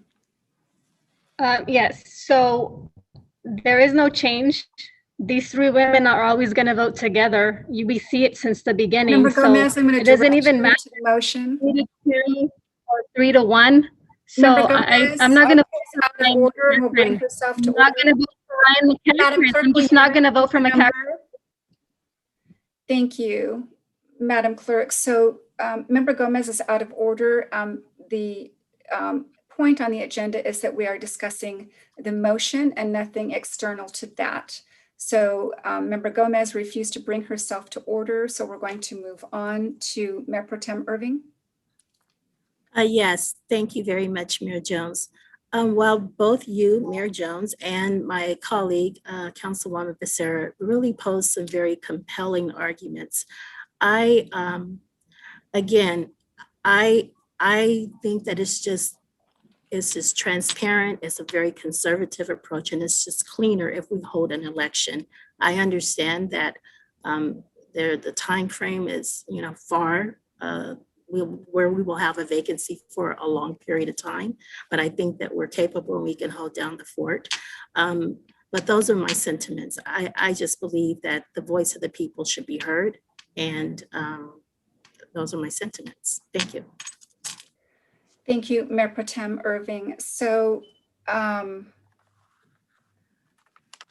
we're at an interesting place, and we may be at impasse.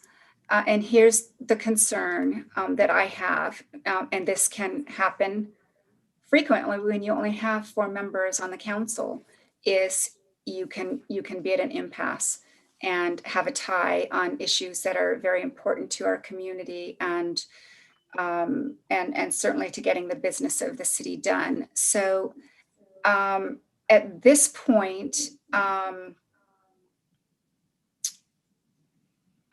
I think I've stated all of my arguments for making a provisional appointment. I think it's if the council were to do that, and we could, the motion before the council is to interview potentially the next 5 top vote getters in the last election. And Member Becerra mentioned that we could even open it up further. I don't know if that would help our Mayor Pro Tem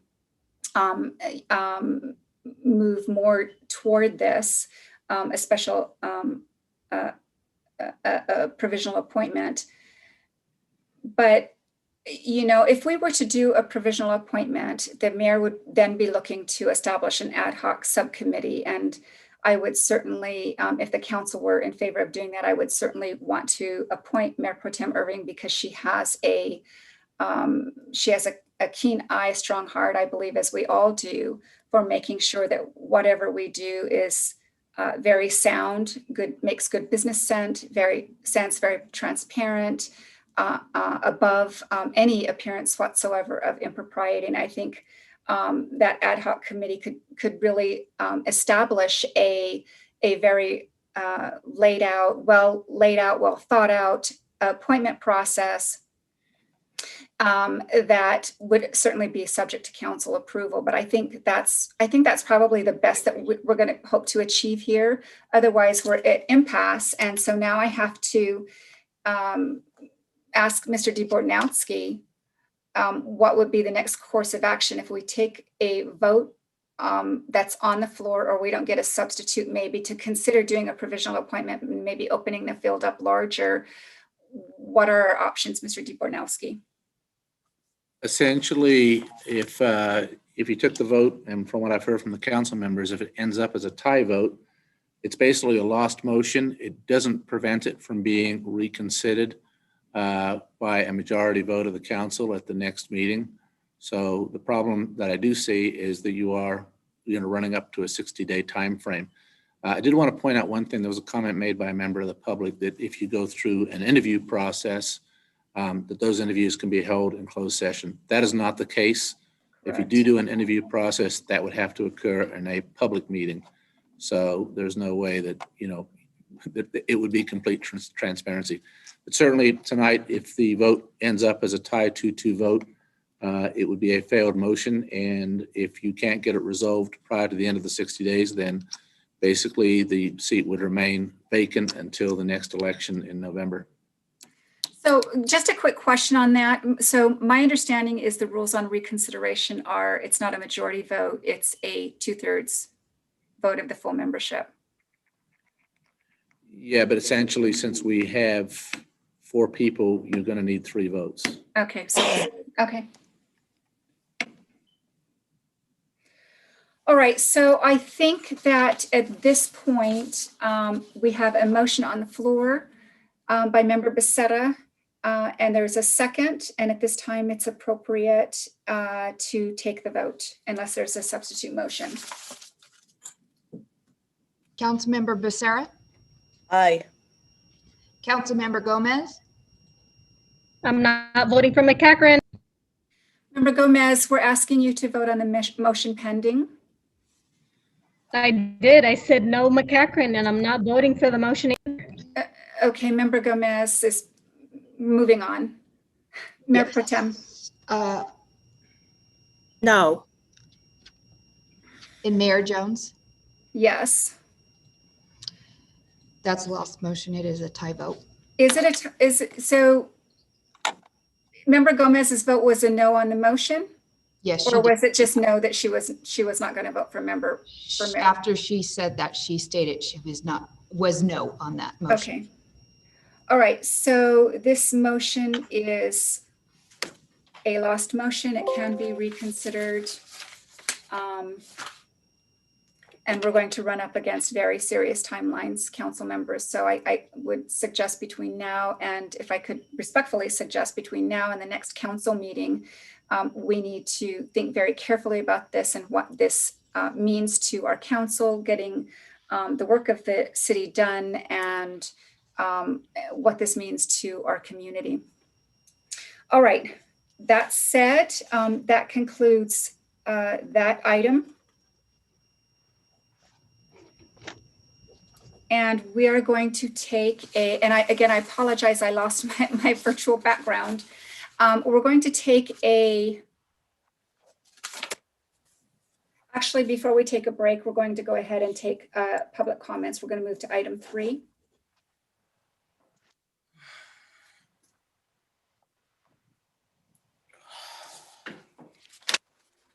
Madam Clerk. The first speaker is Romero Rodriguez. Thank you. Wait, before we do this, Madam Clerk, would everybody in the audience raise your hand if you intend to speak on this in our general public comment period? As of now, we have 5. 5, okay. All right, thank you very much. All right, Madam Clerk, please proceed. Romero Rodriguez. Wow, this is a circus. We're seeing right now democracy being stepped on like a cockroach, like a poisoned cockroach, period. All this the council knows what's best for us. That's why we vote. People in Congress run their campaign for only 2 years and spend millions of dollars. It's the people, it's the money that the people spend. If they want to run, they're going to decide. Have no responsibility in speaking on behalf of what money I want to spend. I want to donate to another candidate. It's up to them. If they want to run, they want to spend the money. It's up to them. If they don't want to spend money, they can just run. Don't worry about their money. You don't worry about the city money at all. City manager spends $27,000, $16,000 on catered lunches. You know, saying there's no problem with money there. $30.6 million on a settlement. Yeah, settlement. Nobody worries about that. Where's the worry about that? The thing is, let the people vote. We know very well that the votes are not going to be stagnant. It's always going to be for city dealings. It's going to be the 3 voting yes, yes, yes. What they want is to bring in another one of their people so they can have a majority, 5 to 4 votes, so they can change policy, so they can let the mayor run for 5 years. They can change it completely. That's what they That's what they want. That's what they're trying to do. But don't let, and then this Squash democracy, that would be. thing saying also about saying that voter fraud, because voter fraud by mail. I thought we got Donald Trump out of office already. There's nothing more sacred than voting by mail or voting in person. And the people want to decide to vote, let them decide. But let me tell you what, the Rita did not run against McCacken or Negretti or Gloria or any of them. She ran a different race altogether. And if the people want to run it, want to run for office, let them run for office. Okay, it's up to them. And you don't be worrying about what they want to spend on their campaign. Let them run if they want to spend their money. You worry about what you're doing, whatever you're doing. And you know what? Tell you the truth, just worry about getting your picture on the wall. That's all you're really doing. That's all. But we know Pivoronowski and Metz are running the whole show. You know, somebody should call Mr.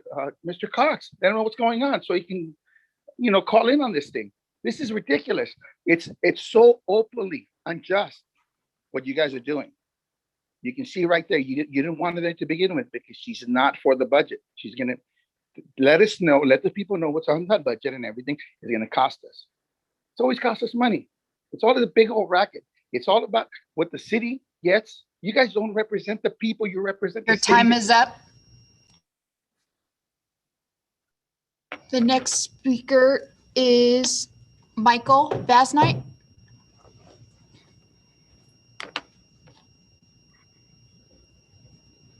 Okay, I've heard a lot tonight, and yeah, we're hung up with going with the back to who won this next on the election. I do like Councilmember Becerra's idea of at least going not just with Ryan, but the next 4 after him, and yeah, go through interviews or go through a process and pick the one you want. Mayor Jones made a very good suggestion and what is needed by the council, and that is, and for the city, what is needed is someone who knows the city. I'm not trying to point at Ryan, but he knows the city. He's a prior council person before all this, so he's experienced. He has experience.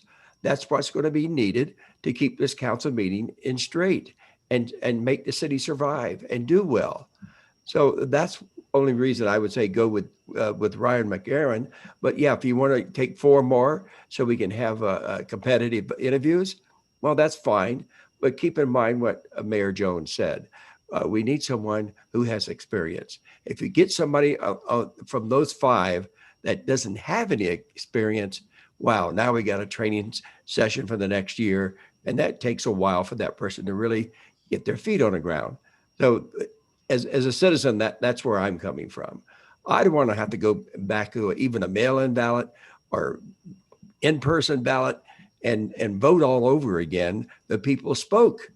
77% of the people in Victorville spoke, and you have your lineup. Thank you for my time. The next speaker is Valentin Godina. Yes, can you hear me? Yes. Can you hear me? Yes. Okay, I want to thank the city council for taking great concern on how much I spend on running for a city council. I would also like to let them know that it's not in their, it's not their prerogative to decide how much I spend, just like it wasn't my prerogative to state that somebody sued a city school district for $1 million and used 70,000 of that to run for office, and that's how they won. So how I spend my money is my business, and I would like to keep it that way. And if I want to spend it on running, I would like to be allowed that constitutional right. Everybody who ran deserves the constitutional right to spend money to run if they wish, even if it's for 1 year. Now, the argument of we need somebody with experience, we have people on the council with experience, and what have they done for the city of Victorville? What has this experience that's on the council done that has benefited the city of Victorville?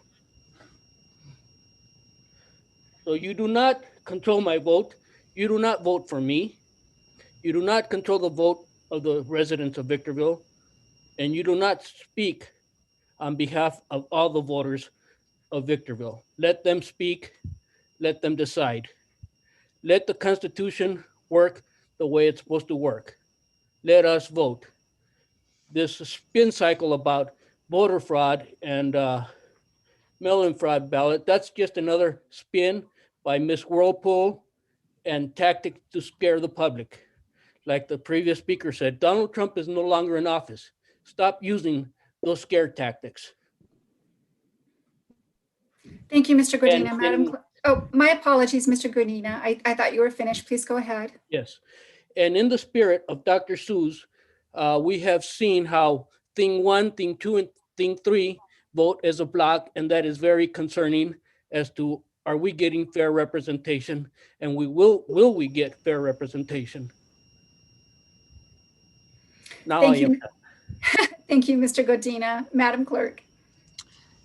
The next speaker is Miguel Soto. Yes, thank you, Madam Mayor, and members of the council. The biggest thing that I'm hearing in terms of the differences is that, or the main argument is that 70% or more than 70% of voters already voted, and that they already expressed their opinions on who could be next for city council. But then we're also hearing that we're not going to go based off those votes. We're going to go based off just who ran. So it's not very clear. That's my first point. And the second point, it's not arguing what is right, which one is better than the other.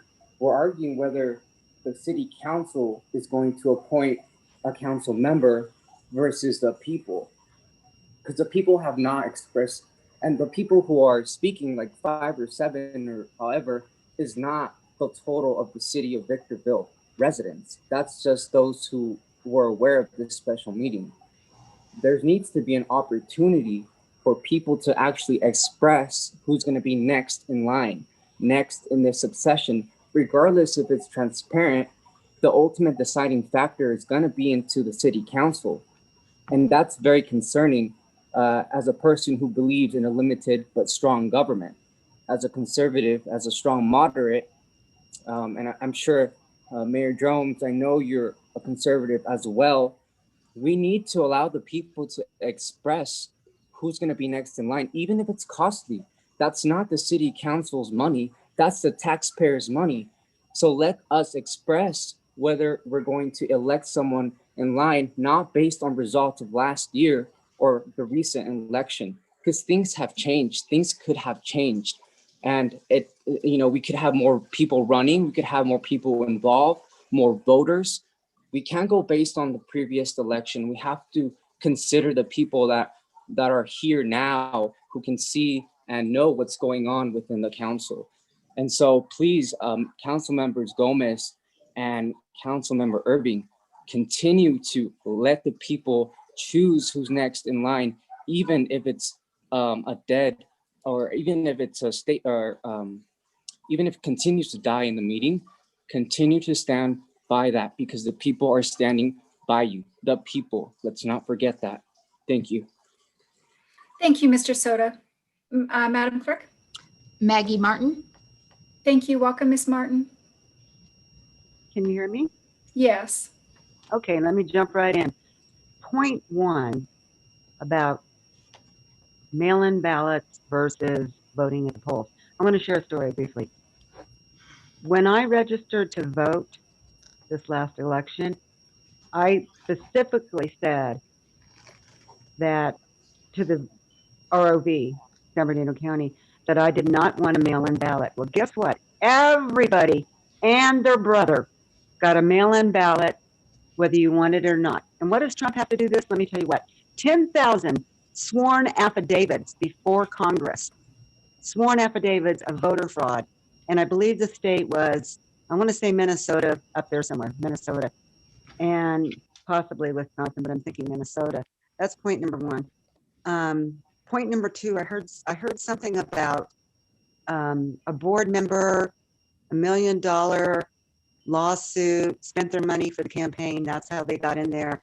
I certainly hope they are not referencing Mayor Jones, because I'm going to tell you, if you are, you're wrong. I know factually to the contrary. So now I'm not sure how to do this. I'm speaking to the council as a whole, but I want to reference my comment to esteemed Mayor Pro Tem Irving. So here we are, The entire and I'm council, Ms. hearing a lot. Martin. Yes, to the Yes. entire council. Thank you, Madam Mayor. Here we are, and everybody's giving their arguments, which I can see on both sides of it. But what's not being acknowledged publicly by the speakers is law. Law dictates that the council fill these positions in a timely fashion, and I'll underscore the point, and according to law. Okay, that's another point. So I kind of like Council Member Becerra's idea. I think it's a good idea. Have a public interview of the top five people that were previously in the prior election, and go that route. But well, I don't want to go back to that. I'll do that public comments. But these same people who say it's okay to spend the taxpayers' money, let the people decide, those same people that spoke will be the same people and more that will come back and bite you in the hiney, complain somewhere down the line about how the taxpayer money was spent. That's all I have, Madam Mayor. Thank you, Ms. Martin. Madam Clerk? Karima Abdul. Welcome, Ms. Abdul.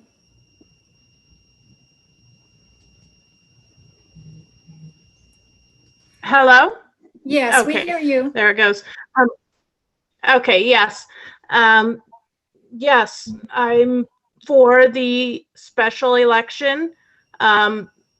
Rita has been on the council for 2 years, so unfortunately, whatever happened with that happened at this time, right after the election. So the timing was up to the council of when to do this. And also I wanted to speak to the council. If anyone believes that mail-in ballots were illegal, those were the majority of votes cast, so they should probably resign from the council. Thank you. Thank you, Ms. Abdul. Madam Clerk? Deanne Hudgens. Welcome, Ms. Hudgens. Thank you.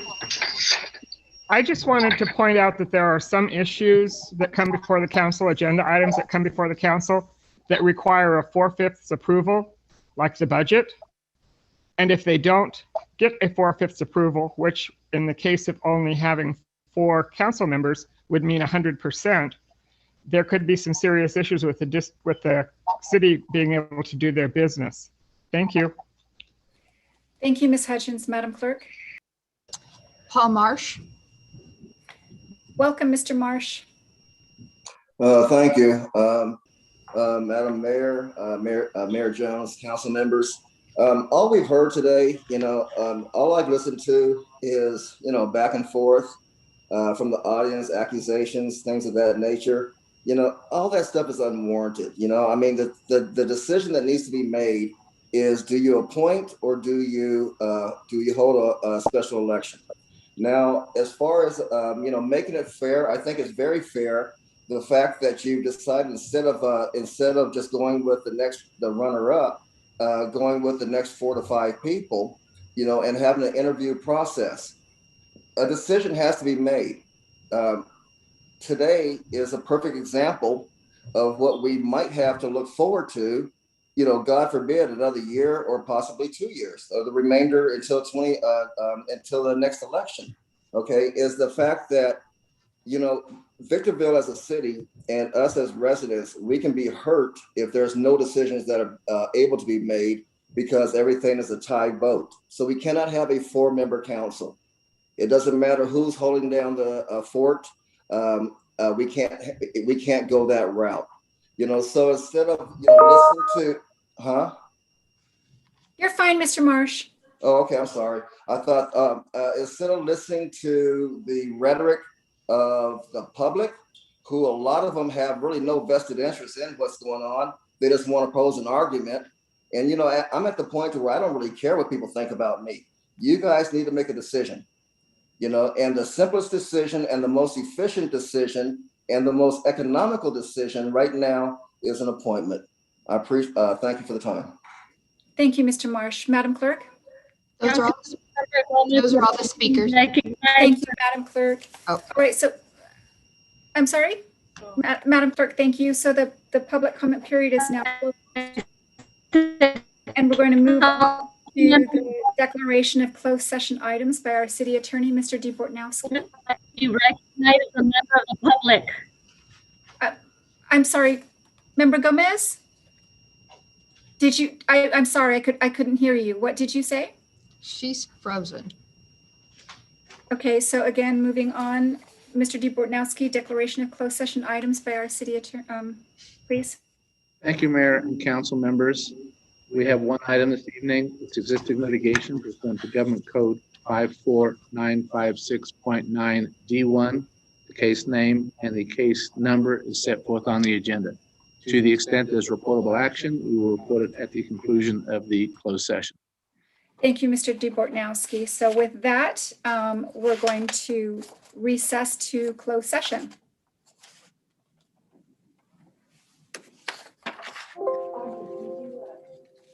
Madam Mayor, can we take a 5-minute break?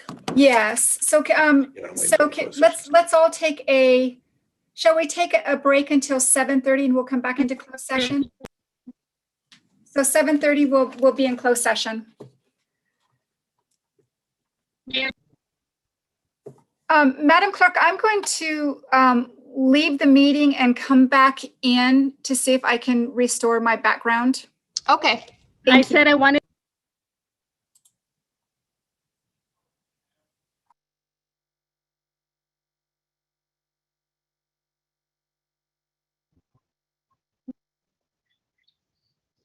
I made it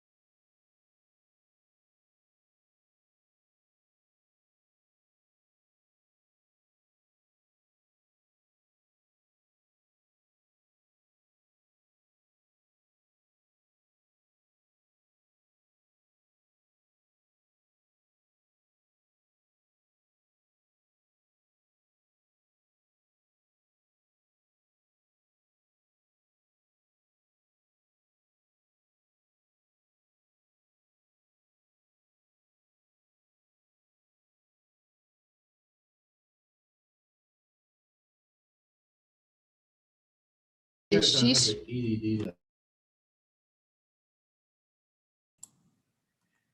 Charlene, I'm back. Are you going to put us into closed session? yeah, give us just a few seconds. Are you guys ready? Yes, we are ready.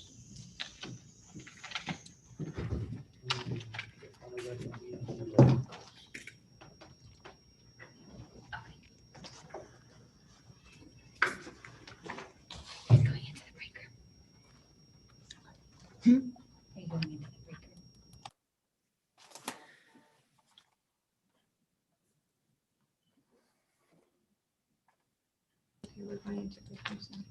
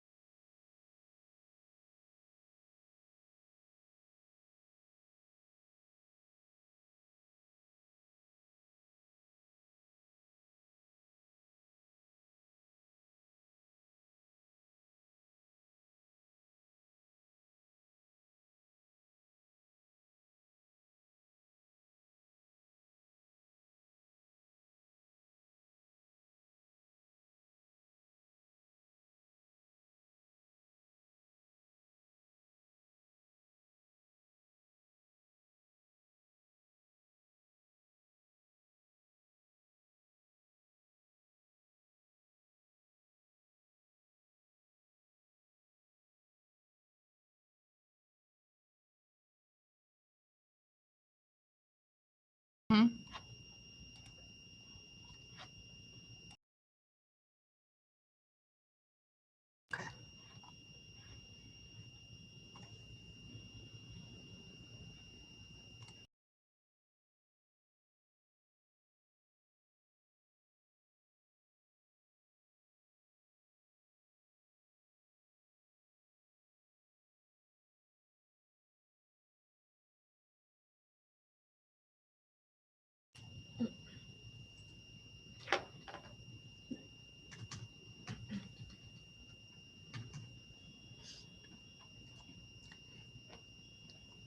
Mayor Jones, we have now returned into regular session.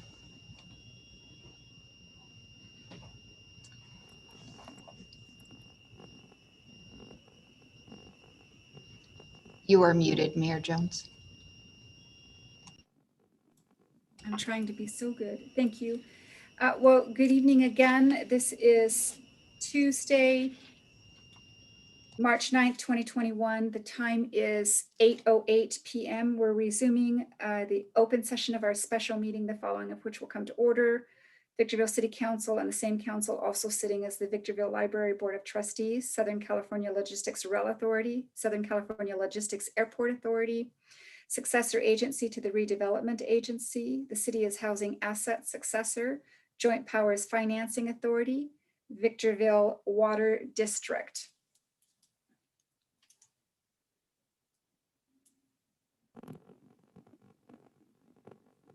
All right, thank you very much. And I don't see this on here, but I would normally have roll call taken again. Mr. DeBortnowski, do we need to do that? I don't believe so. Okay, very good. All right, but we do have a quorum nonetheless. So with that said, Mr. DeBortnowski, are there any reports from closed session? Thank you, Mayor and council members. Yes, there is a closed session of reportable action this evening. We had a closed session pursuant to Government Code 54956.9D1. DeBortnowski, can you hold on a second? We're getting a lot of feedback. Okay, can we try it again? Certainly, sorry about that. Yeah, it still sounds. Mayor and council members, Charlene, can you mute yourself maybe? Madam Clerk, can you mute yourself? It's very garbledy let me try it sound. now. Still not good. Yeah, let me try it from the city clerks. Thank you.